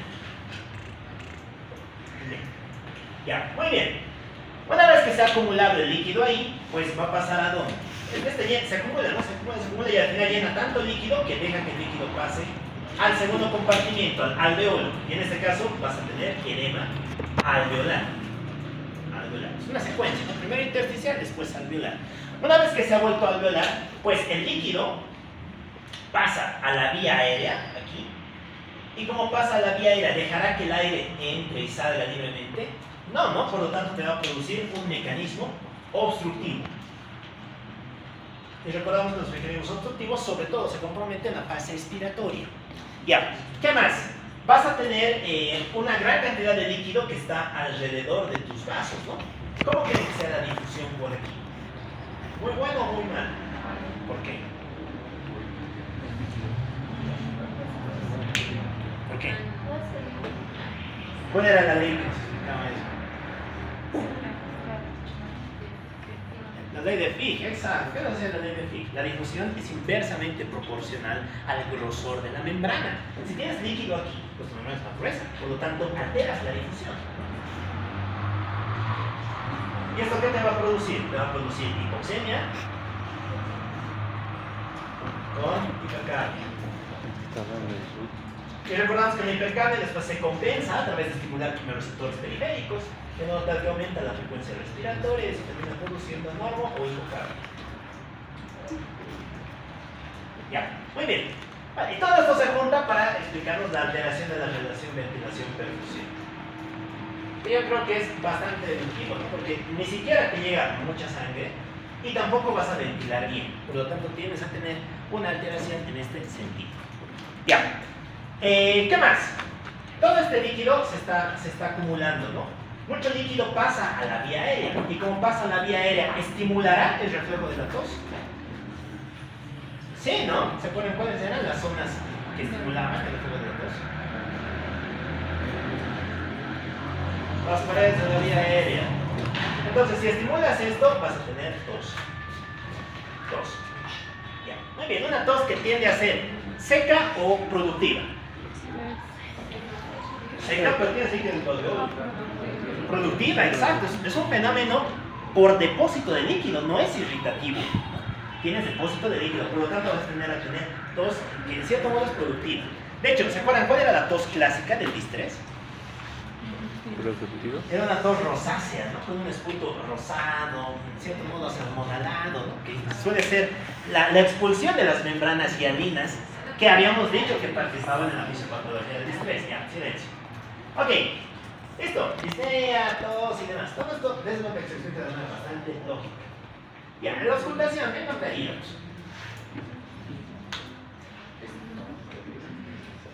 ¿Qué encontraríamos? ¿Qué tenemos? Líquido más aire. ¿Qué encontraríamos? Hidroaéreo. Uy, madre mía. Si pasa eso, hernia abdominal. El estómago se lo río. En el asma era Roncus. ¿Ya? Habría roncus, ¿por qué? por la humedad y No, por la humedad no. ¿Por qué no? Porque hay un componente obstructivo. Recordamos que el bronquios es la manifestación de la obstrucción de la vía aérea. Ya. ¿Cómo se llamaba cuando hay líquido? Claro, crepitantes. Crepitantes, ¿no? Bronquios, crepitantes, las grandes manifestaciones que va a tener a la auscultación intestinal. Ya. Muy bien, ya, sí es la opción. Aquí está la plaquita, ¿no? Bueno, ¿se acuerdan qué observábamos aquí? Lo de siempre, ¿no? Aumenta de la trama, etc. Pero ¿qué nos están señalando las flechas?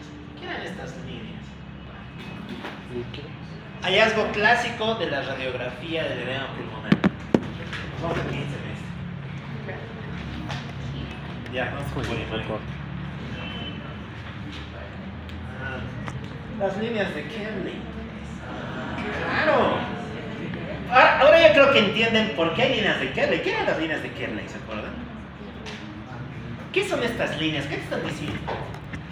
Estamos acumulando líquido en los espacios interalveolares. Esto que hemos visto aquí, depositarse líquido aquí, en la radiografía se mira como línea de Kerley. ¿Ya? Y las líneas de Kerley pueden ser de tres tipos, ¿no? A, B y C. ¿Cuáles eran las líneas A? ¿Cuáles eran las B y cuáles eran las C? ¿Cuánto mide? ¿Cuál es su extensión? De oblicuo, no. No, tampoco. Las A son peridiares, son aquellas que nacen desde el hilo pulmonar. Estas vienen de la periferia hacia el centro, estas son las líneas B. Y las líneas C eran las que se encontraban al medio. Bueno, actualmente las líneas C ya están descalificadas, son en realidad líneas B, solamente A y B. Las B son periféricas, las A son centrales. En síntesis, eso es. A centrales, B periféricas. Muy bien, ¿qué más tendríamos? Fíjense cómo está el componente vascular, cómo están los vasos. ¿Están simétricos? No. Hay una clara asimetría entre los vasos derechos y los vasos izquierdos, lo cual también suele ser indicativo de edema pulmonar. Ok. Listo. Y aquí tendríamos la tablita de comparación entre los dos, ¿no? Yo creo que es bastante deductivo entender esto. A ver, el edema cardiogénico, ¿qué tipo de líquido nos produciría? Un transudado, ¿por qué? ¿Cuáles eran los mecanismos de los transudados?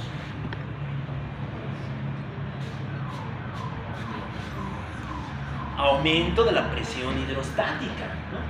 Y cuando aumenta la presión hidrostática, ¿qué tipo de edema teníamos? Edema pulmonar cardiogénico, ¿no? Características de un transudado, muchachos.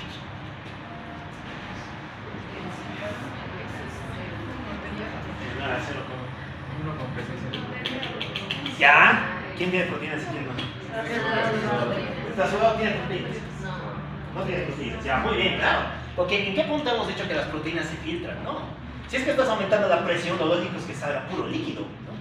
Entonces, es un líquido claro, con una densidad baja, una poca cantidad de proteínas y una poca cantidad de células, ¿no? Son sus grandes hallazgos en la parte morfológica. En cambio, si aumenta la permeabilidad, ¿qué tendrías? Exudado. ¿Y qué le caracterizaba al exudado? Exacto. Rico en proteínas, rico en células, cambia en su consistencia y demás, ¿no? ¿Por qué? Porque aquí aumenta la permeabilidad. Fíjense que la permeabilidad multiplica todo. La permeabilidad es un factor bien importante, sobre todo porque tiene un por aquí. El por siempre puede más que el más y más que el menos, ¿no? Entonces, cuando sube la permeabilidad, se alteran, o más bien se filtran todos esos componentes, proteínas, células y demás. Muy bien, la redistribución de la circulación, ¿no? Esto sí pasa en el cardiogénico. ¿Por qué? Porque si se acuerdan, el corazón izquierdo va a ser el que está trabajando mal, ¿no? Y como trabaja mal, hace que la sangre no retorne de manera adecuada. Por lo tanto, se distribuye de una manera predominante en los ápices versus las bases.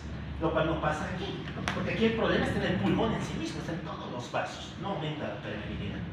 Y finalmente la presión en la arteria pulmonar. ¿Por qué estaría elevada en el edema cardiogénico? Por ¿Aumento de edad? Claro, aquí está. Cuando es cardiogénico, sube la presión. Si no es cardiogénico, no tiene por qué subir, porque tu problema está en la permeabilidad. Les das cuenta que son cosas bastante lógicas, solamente hay que saber integrarlas dentro de un contexto. Muy bien, esto es lo mismo que hemos contado, solamente que ahora es secundario a cardiopatía, ¿no? La congestión pulmonar pasiva. Bueno, la acumulación se mide en los vasos por incapacidad de represión del corazón izquierdo. Ya, sus causas, pues el mismo nombre lo dice, ¿no? Cualquier cosa que le pase al corazón izquierdo te va a producir congestión pulmonar pasiva. ¿Y quiénes juegan aquí? Las valvulopatías, la estenosis mitral y la disminución de la contractilidad y la distensibilidad del ventrículo izquierdo. Bueno, su fisiopatología es muy similar, ¿no? Vas a tener dificultad para el intercambio gaseoso, pero dificultad para la ventilación, vas a tener disnea. Mecanismos ya descritos son los mismos. Tos seca, ¿no? ¿Por qué en este caso tendrías tos seca? Porque la congestión pulmonar pasiva, el líquido que se acumula, afecta vasos y afecta intersticio, pero no pasa a los alveolos. Como no pasa, solamente tiene un componente irritativo, que al ser solo irritativo te va a producir tos seca. Tos seca. Y en algunos casos te produce hemoptisis. ¿Por qué? Porque al final estos vasos están tan congestionados, están tan llenos de sangre, están tan dilatados, que se rompen. Y si se rompen, toda esta sangre filtra hacia el alveolo. Y si filtra hacia el alveolo, se expulsa en forma de hemoptisis. ¿Ya? Es un hallazgo infrecuente, pero que cuando ocurre es altamente sugestivo de una congestión pulmonar pasiva. Ya. Histología, ¿no? Esa es una placa que en general se observaría en una forma de congestión pulmonar pasiva. ¿Ya? Bueno, como pueden deducir, la principal causa de esto va a ser la insuficiencia cardíaca izquierda. Y es ahí donde se observa una célula que era característica. ¿Se acuerdan qué célula se miraba en la congestión pulmonar pasiva? La célula de la insuficiencia cardíaca. Así se llamaba. El macrófago alveolar que ha fagocitado un eritrocito. Muy bien. Y en la placa, pues líquido intersticial permanente. El tratamiento de esto, ¿cuál sería? Tratar la cardiopatía, ¿no? Si tratas la cardiopatía, pues lo mejora. Listo. Y si tienes mucha sobrecarga, pues te ponemos un diurético. Y finalmente tenemos al embolismo pulmonar. Bueno, esto es más sencillo todavía. A ver, ¿qué es una embolia, muchachos? Vamos a hacer las fases. Diferencia entre embolia y trombosis. Se queda en un lugar y la trombosis va a otro. ¿Cómo? La embolia se queda y la trombosis va a otro lugar. La embolia se queda y la trombosis se va. Ah, no. ¿Y la trombosis? Se queda donde se ya, más o menos. ¿Alguien da algo más? Ya, ok, así está bien, ¿no? La trombosis es la obstrucción de un vaso en el sitio donde se forma el coágulo, ¿no?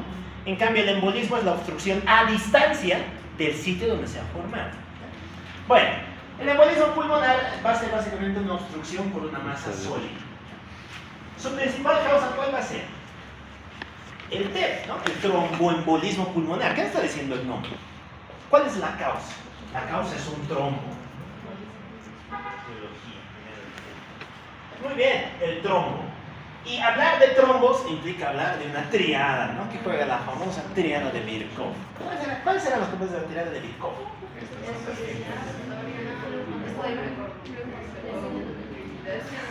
Ya, disfunción endotelial. ¿No? Muy bien. Tenemos tres componentes aquí. Triada de Birkhoff, que juega estasis sanguínea, disfunción endotelial, hipercoagulabilidad. Ahora sí, vamos a dar causas de cada una de ellas. Estasis sanguínea. ¿Qué etiologías juegan ahí? No, ¿qué puede estasis sanguínea.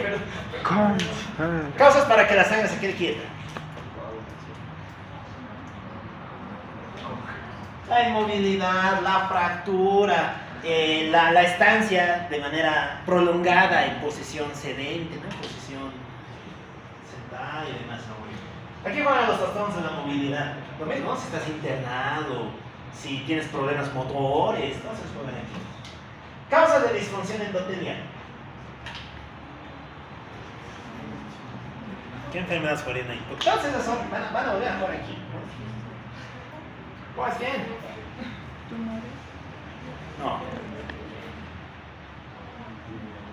Nada, la diabetes, juega el... ¿Qué más? El tabaco, la hipertrigliceridemia, la arteriolosclerosis. Todas esas patologías endoteliales juegan aquí. ¿Ya? Muy bien, y finalmente la hipercoagulabilidad, ¿no? ¿Quiénes juegan ahí? Entidades, agentes. ¿Cómo es? Se ven en dos tipos, ¿no? Tenemos causas genéticas y causas adquiridas. Genéticas, ¿quiénes juegan? Factor 5 de Leiden, déficit de antitrombina 3. Y dentro de adquiridas, Proteínas. déficit de proteína C. El déficit de proteína C juega dentro de genéticas. Adquiridas, ¿cuál jugarían? El embarazo juega, claro. El consumo de anticonceptivos orales, a predominio de estrógenos. ¿Quién más? El cáncer, claro, los cánceres son ejemplos típicos de entidades procoagulantes, ¿no? Sobre todo, ¿qué cánceres se acuerdan? ¿Cuáles son los más coagulantes? Los adenocarcinomas mucinosos, ¿no? Porque la mucina, como el nombre indica, no es como el moco y hace que las cosas se peguen, por lo tanto estimula la adhesión de las plaquetas entre sí. ¿Qué más? Aquí también tendríamos algunas trombopatías y demás. Ok, ¿será la única causa? Bueno, es importante, ¿no? Porque, ¿se acuerdan cuál es el principal origen de los émbolos que llegan al pulmón? Porque como hemos visto, el coágulo se tiene que haber formado en otro lado, ¿no? Por eso se llama embolismo. ¿Dónde se forma? Claro, esto comienza como una trombosis venosa profunda, ¿no? ¿Y dónde se forman los trombos en la trombosis venosa profunda? ¿En qué venas se forman? Venudas. ¿Cómo es? En las safenas. ¿Safena menor o safena mayor? Mayor, no. No, tampoco. Porque si se acuerdan, los circuitos superficiales no producen embolismos, producen insuficiencia valvular venosa. Las trombosis profundas, circuito de la poplitea, es el más frecuente, ¿no? El circuito de la vena poplitea, dos femoral, ya. El chiste es que, como tienes un miembro inferior, el émbolo se forma aquí, en el miembro inferior, ¿no? Asciende a través de la vena cava inferior, llega al corazón y del corazón pasa a aurícula derecha, ventrículo derecho, aurícula derecha, ventrículo derecho, arteria pulmonar, llega al pulmón y una vez que ha llegado al pulmón lo tapa. Y si lo tapa, listo, tromboembolismo pulmonar. No tiene mucha más novedad. ¿Qué era la embolia paradójica, se acuerdan?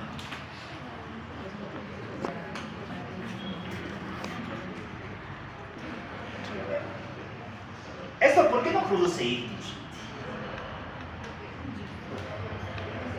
¿Dónde se formaban los émbolos del ictus isquémico? Porque el ictus isquémico también se llama émbolos. ¿Dónde se formaban? No sé. En la aurícula izquierda, ¿no? En la fibrilación auricular. Bueno. ¿Cómo podrías tener un ictus secundario a un émbolo venoso? ¿Qué se les ocurre? ¿Cómo es que este émbolo puede llegar aquí? Hasta el polígono de Willis. Porque lo habitual es que llegue hasta el pulmón y aquí se filtre, ¿no? Aquí se aclare, ya no siga su curso. ¿Cómo puede llegar arriba? ¿Por un? Ya, muy bien, exacto, por una comunicación interauricular, ¿no? En este caso con sentido inverso, con efecto Eisenmenger, ¿no? Entonces, esto generalmente aparece en el contexto de las cardiopatías congénitas. Eso se llama embolia paradójica.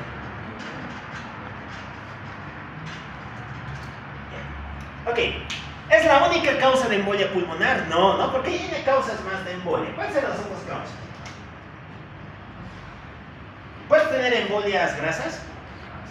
Claro, aquí juega la embolia grasa. ¿Cuál era su causa? ¿Me acuerdo? No. Eso se llama ateroembolia y es diferente. Cuando la placa aterosclerótica se rompe y migra, ¿no? Y actúa como un émbolo. ¿Cuál era la principal causa de la embolia grasa? La fractura de huesos largos. Claro, ¿por qué? ¿Qué tiene un hueso largo en su diáfisis, en su cavidad medular? Nos vamos a anatomía, tema 1 de la anatomía. Nada. No tiene médula ósea amarilla, tiene grasa. No tiene que va más fuerte. Ya. Tiene médula ósea amarilla, ¿no? Si te partes el fémur, Y además estás inmovilizado, pues es lógico que esa media dosis amarilla viaje a tus vasos, suba y te produzca una embolismo pulmonar, ¿no? Ya. La embolia gasa, la teroembolia, ¿qué más? La embolia del líquido amniótico. ¿Qué usan para esto? Embolismos del líquido amniótico. Eso es mortal, ¿no? La gente se muere. Las mujeres se mueren con eso. No. ¿Cuál? No, causas. No, vermis gaseosos son otra cosa. Líquido amniótico. Causa. Rotura uterina. Abrupto placentero, desprendimiento prematuro del placer, trauma durante el alumbramiento. Ya. ¿Qué más? La embolia aérea, ¿no? O la embolia gaseosa. ¿Cuál era su causa? Si agarramos una jeringa y te metemos y entra con aire, te puede producir embolia gaseosa. ¿Sí o no? Sí, puede jugar ahí, ¿no? Pero no vamos a ver todo lo que se explica. Pero bueno. ¿Cuál sería lo más frecuente? ¿Cuál es la principal causa de embolia gaseosa? Grasa. Los cambios súbitos de altura, ¿no? El buceo a profundidades muy bajas o volar a alturas muy altas, ¿no? Aquí jugaba el nitrógeno que precipita, cambia de estado y demás, ¿no? Bueno, los cambios súbitos de altitud. Ok, y finalmente tenemos a los otros, ¿no? Aquí podríamos tener embolias tumorales, embolias parasitarias. Es muy raro, por poder puede haber, pero es muy raro. Está. Es raro, es extremadamente raro. Pero por poder puede ser, ¿no? Y demás. Ya. ¿Qué nos va a producir un té? Bueno, lo de siempre, ¿no? Dibujaremos un vasito. Llega nuestro émbolo y lo tapa. ¿Qué alteraciones tendríamos? La primera, la más lógica, isquemia. ¿Será o no será? Le pasa lo mismo que al hígado, ¿no? Tiene doble vascularización y se están obstruyendo las ramas de la pulmonar. Su irrigación utiliza de las arterias bronquiales, ramas de la aorta. ¿Cómo es? Habrá una alteración, ventilación, perfusión, ¿sí o no? Sí, pues, porque ¿qué dice el nombre? Ventilación, perfusión. Si estás tapando el vaso, ¿cuál se altera? La perfusión, ¿no? ¿Qué se llamaba esto cuando tienes zonas bien ventiladas pero mal perfundidas? ¿Cómo? Zona muerta, no. Espacio muerto. Espacio muerto. Muy bien, te creas un efecto espacio muerto. ¿Y cuáles eran las consecuencias del efecto espacio muerto? Muerto. Consecuencias del efecto espacio muerto.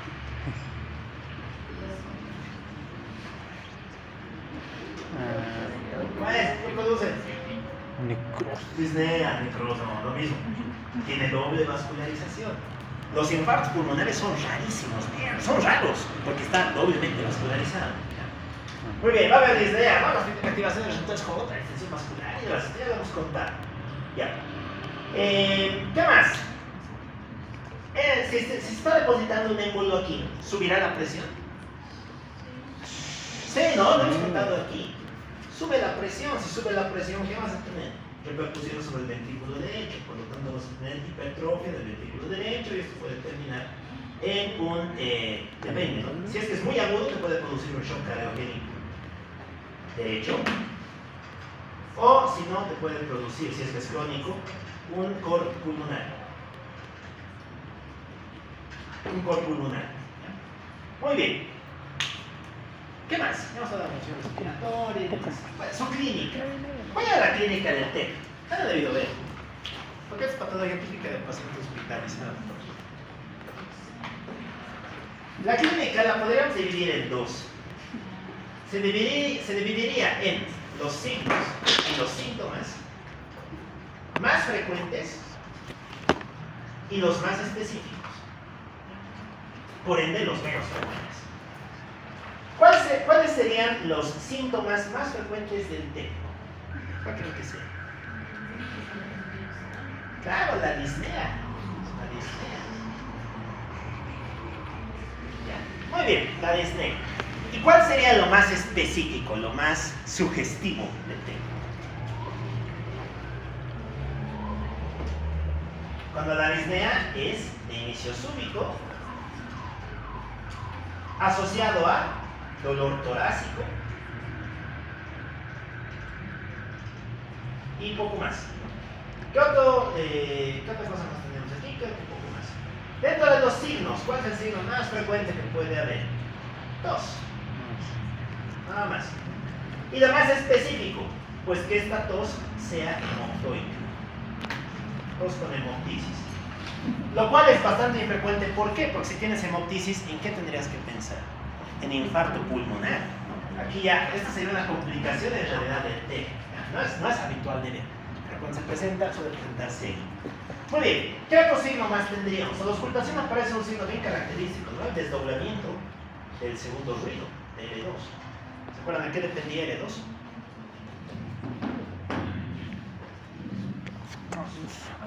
¿De dónde salen los ruidos cardíacos? Podemos hacer nada, así de charrón, ¿de dónde sale el segundo ruido?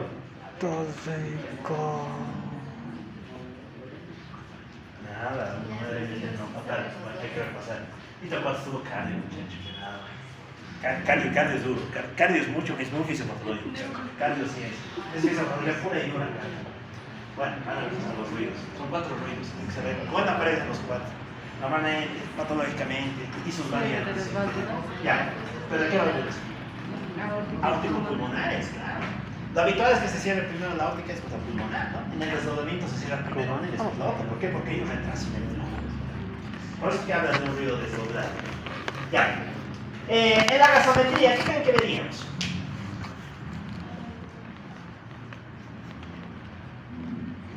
¿Qué veríamos? ¿Qué se les ocurre? Ya, muy bien, hipoxemia, ¿no? Hipoxemia. ¿Había hipercapnia? ¿Sí o no? ¿Sí? No, ¿por qué? Acuérdense cómo se compensaba el efecto espacio muerto. Con hiperventilación, y si hiperventilas, disminuyes la PCO2, y si bajas la PCO2, tiendes a la hipocapnia. Por eso es que aquí cursas con hipoxemia más hipocapnia. ¿Ya? Normocapnia más la hipocapnia. Ya, en la placa. Bueno, en la placa, ¿cuáles eran los signos clásicos? A ver, nos acordaremos. Aquí están. Volvemos a diagnóstico por imagen 1.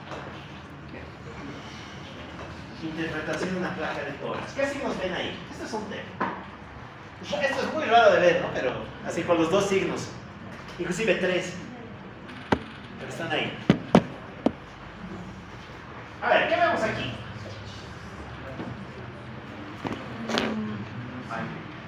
Aire, ya, bueno.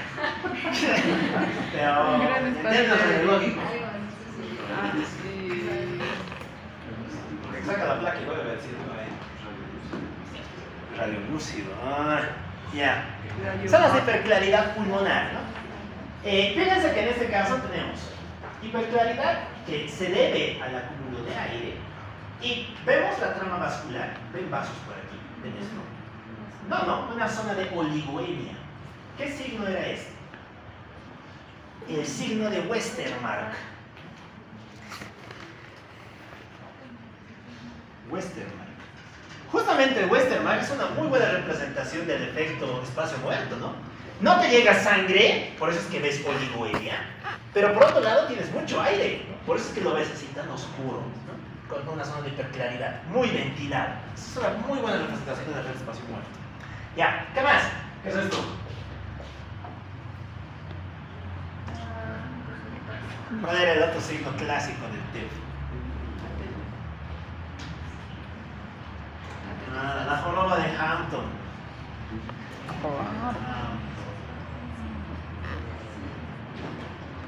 La joroba de Hampton es lo opuesto, ¿no? Es una zona radiopaca de forma triangular con aspecto de cuña, cuya base va a ser periférica y su vértice va a ser central.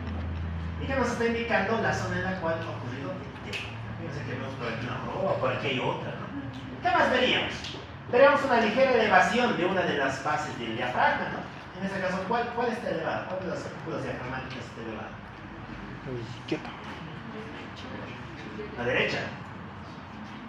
¿Cuál es? No. La izquierda. No parece. Claro. ¿Qué más veríamos? Una anomalía en la distribución de la trama vascular, ¿no? Fíjense que hay una cierta redistribución del flujo. No es el mismo flujo que vemos en la zona iliac respecto a lo que vemos en la zona apical. Ya, son hallazgos bastante inespecíficos. Generalmente no se mira nada. Generalmente la placa es normal. Pero tener esto es altamente sugestivo de tener un TEC. Ya, ¿qué veríamos en el ecocardio? En el ecocardiograma. Podemos ver la hipertrofia ventricular, ¿no? Sobre todo en el contexto de un TEP crónico, cuando la enfermedad está persistido durante mucho tiempo. Ya, muy bien. ¿Qué más tenemos? Tenemos este, ¿no? Este es vital. ¿Qué era el dímero D? No podemos hablar del TEP si no hablamos del dímero D.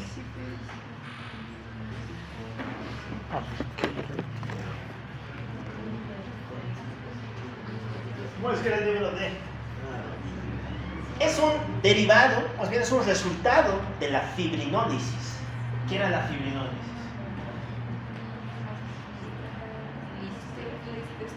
¿Y qué es la fibrina?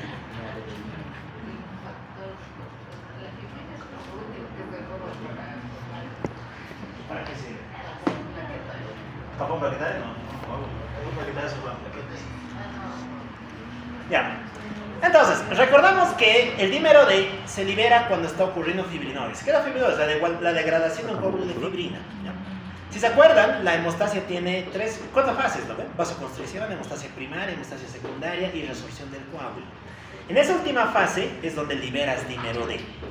Por lo tanto, ¿cuándo tendrías dímero D alto? Siempre que estés degradando un coágulo. El dímero D se eleva cuando tienes fibrinólisis.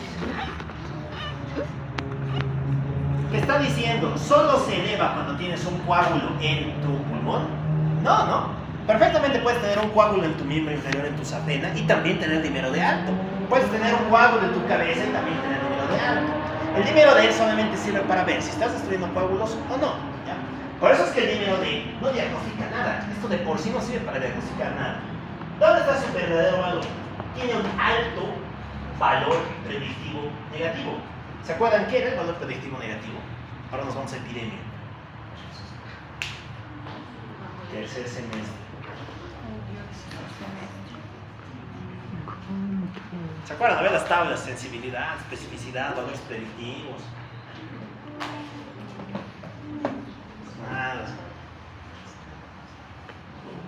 Es la capacidad de que en una muestra, cuando te dé negativo, tú asumes que es un verdadero negativo. ¿Ya? Es decir, que siempre te dice no es muy probable que no sea. Es decir, le crees. Pero si te dice sí es, no le crees. Porque este solamente sirve para descartar cosas. Entonces, ahorita vamos a ver cómo se integra todo esto. Muy bien, el verdadero estudio madre aquí es este: la TAC helicoidal, la angiotac. ¿Ya? La angiotac. Muy bien, ya vamos a ver cómo se junta todo esto en el algoritmo diagnóstico del TEP. Vamos a borrar esto de este lado. No, pero esto era el dibujito de la pierna. Pero esa pierna no servía de nada. Ya, ok. Entonces, sácame la fotita ahí. Vamos a hacer aquí. Ya, ya, muy bien. Ya, sí, eso. Eso, Sí, ya, ok, vamos a tomar el término. ¿Qué nos dice? Ya, silencio. ¿Qué nos dice el algoritmo diagnóstico del TEP? Primero, empiezas con sospecha clínica, ¿no? Te planteas si es que es o no es TEP. ¿Y cómo te planteas si es o no es? Pues con la clínica, ¿no? Va a ser lo que guíe tu diagnóstico presuntivo. Muy bien, aquí tendrías dos posibles situaciones. ¿Tu paciente está estable o está inestable? ¿Inestable desde qué punto de vista? Desde el punto de vista hemodinámico. Inestable hemodinámico, estable hemodinámico. ¿Cómo definimos un paciente inestable hemodinámico? Acuérdense de sus clases de shock. ¿Cuáles son las principales variables para hablar de inestabilidad hemodinámica? ¿Y eso cómo se mide? ¿Cómo es? Potencia, perfusión. Con la presión arterial, ¿no? Hipotensión. Claro, es el principal marcador de inestabilidad hemodinámica. Una sistólica por debajo de 90. Tener marcadores de hipoperfusión celular, aumento de baja lactato, falla renal, falla sistema nervioso central, o caídas súbitas tanto en histórico como en diastólico. Bueno, si estás inestable, no nos pensamos mucho, no nos comemos mucho la cabeza. El algoritmo diagnóstico te dice, haz una angioplaca. Esto basado en los equipos de Harrison, ¿no? Países grandes donde hay muchos recursos para hacer cosas. Y aquí puedes tener dos resultados, ¿no? Si es, pues lo tratas. Si no es, pues no lo tratas, ¿no? Buscas otra causa. Buscar otra etiología. Ya. ¿Qué pasa si estás estable hemodinámicamente? Pues aquí depende, ¿no? Depende de si tienes una baja o media probabilidad pretest o si tienes una alta probabilidad pretest. ¿Y se acuerdan de qué test hablamos cuando nos hablamos de probabilidad de tener trombosis venosa profunda? La escala de Wells, exacto. Aquí es donde juega la famosa escala de Wells. ¿Se acuerdan de la escalita de Wells, verdad? Está representada aquí. Bueno, son ítems, ¿no? Básicamente hay calculadores para esto.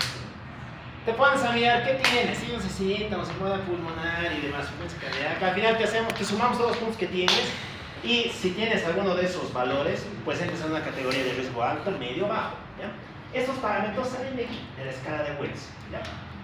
Si tu probabilidad es alta, ¿qué le vamos a hacer? ¿Te vamos a pedir un dímero D? No, pues porque tu probabilidad ya es alta, ¿para qué queremos descartar eso? Angiotac de entrada. Que si es positivo, muy bien, tratas. Que no es, muy bien, entonces buscas otra etiología. Ya. En cambio, si tienes una baja o media probabilidad pretest, aquí sí te vamos a hacer el dímero D.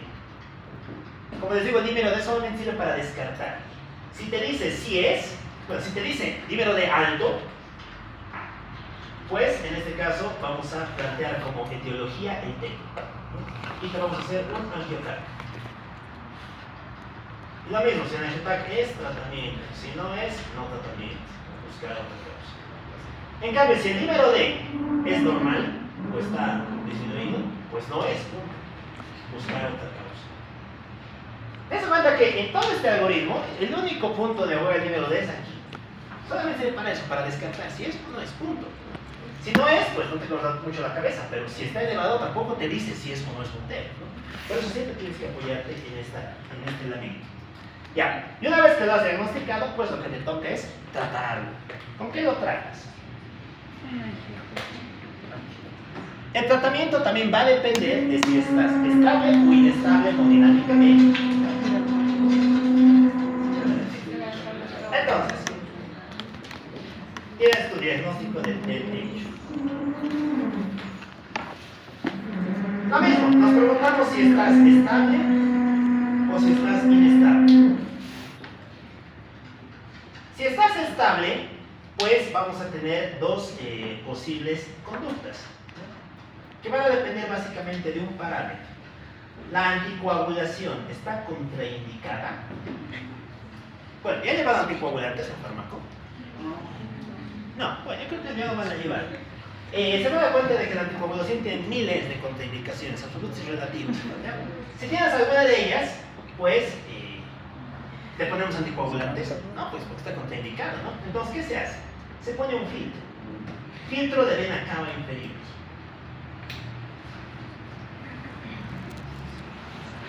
¿Por qué creen que ponemos un filtro de vena cava inferior? ¿De dónde venían los émbolos?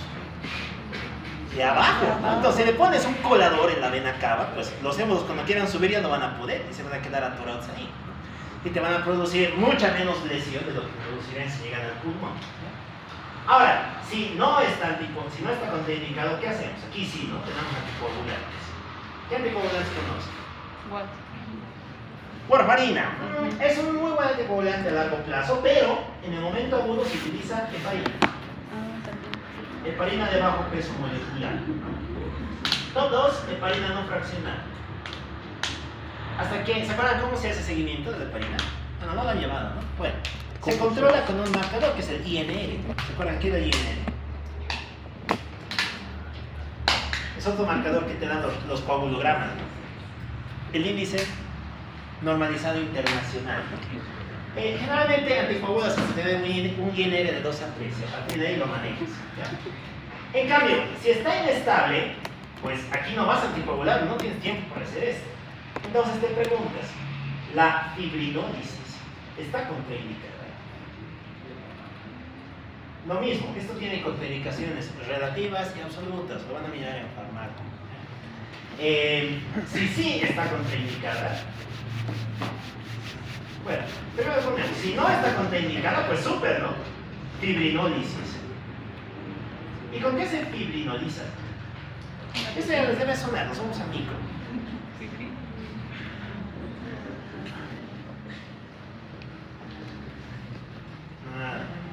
Recuerden que el estreptococo produce un compuesto que es fibrinolítico, ¿no? Y que después se ha convertido en un fármaco sintético. El tenecteplase, el alteplase, todos esos juegan dentro de esta familia, ¿ya? Muy bien. En cambio, ¿qué pasa si sí está contraindicada la fibrinólisis? Pues no te hacemos, ¿no? Y en ese caso, ¿qué te hacemos? Entramos con un catete y te desobstruimos como buenamente podemos, ¿no? Eso se llama tromboembolectomía.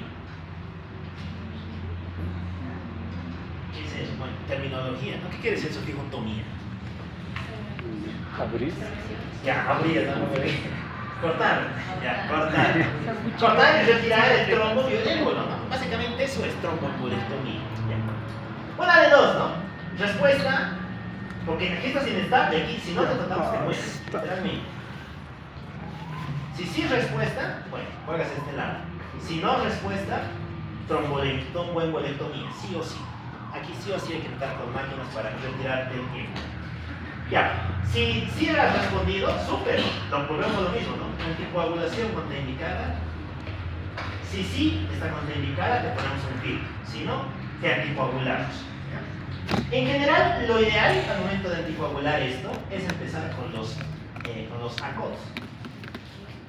Los ACOTs son los anticoagulantes orales de acción directa, o los NACOS, los nuevos anticoagulantes orales. Bueno, ¿así se llaman?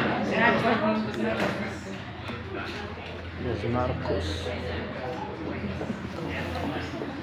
De nuevo ya no tienen nada, porque se han patentado el 2000 y tantos. Actualmente les llaman los ACOTs. Ya, silencio, ¿quién juega ahí? Es Rivaroxaban, el Epixaban, el Dabigatran, ¿no? Inhibidores del factor 10, del factor 2, de la trombina. Son fármacos muy buenos y muy seguros. Si no te sirven, pues, si no puedes pagarte dos básicamente, heparina y después dicumarínicos. Bueno, en nuestro medio utilizamos la warfarina, ¿no? Los países utilizan el ácido fumarol. Se utiliza como terapia a largo plazo. Muy bien. Y en general te damos seguimiento con esto, ¿no? ¿Cuánto tiempo se anticoagula? Depende. Si tu probabilidad era muy alta, pues vas a estar mucho más tiempo, ¿no? Si era moderada, tiempo moderado, y si era baja, pues poco tiempo. Van a jugarse en torno a meses y para esto participan diversas escalas. Ya, muy bien. Ese sería el uno del tema. Listo, también ya hemos terminado el tema. Ya. Muy bien. Al final, ¿qué hora es? Y medio. 9:30. Bueno, Nos veremos. Bueno, ahora vamos a terminar el tema de hoy, entonces, muchachos. Hemos desglosado de buena manera el periodo técnico de operación pulmonar.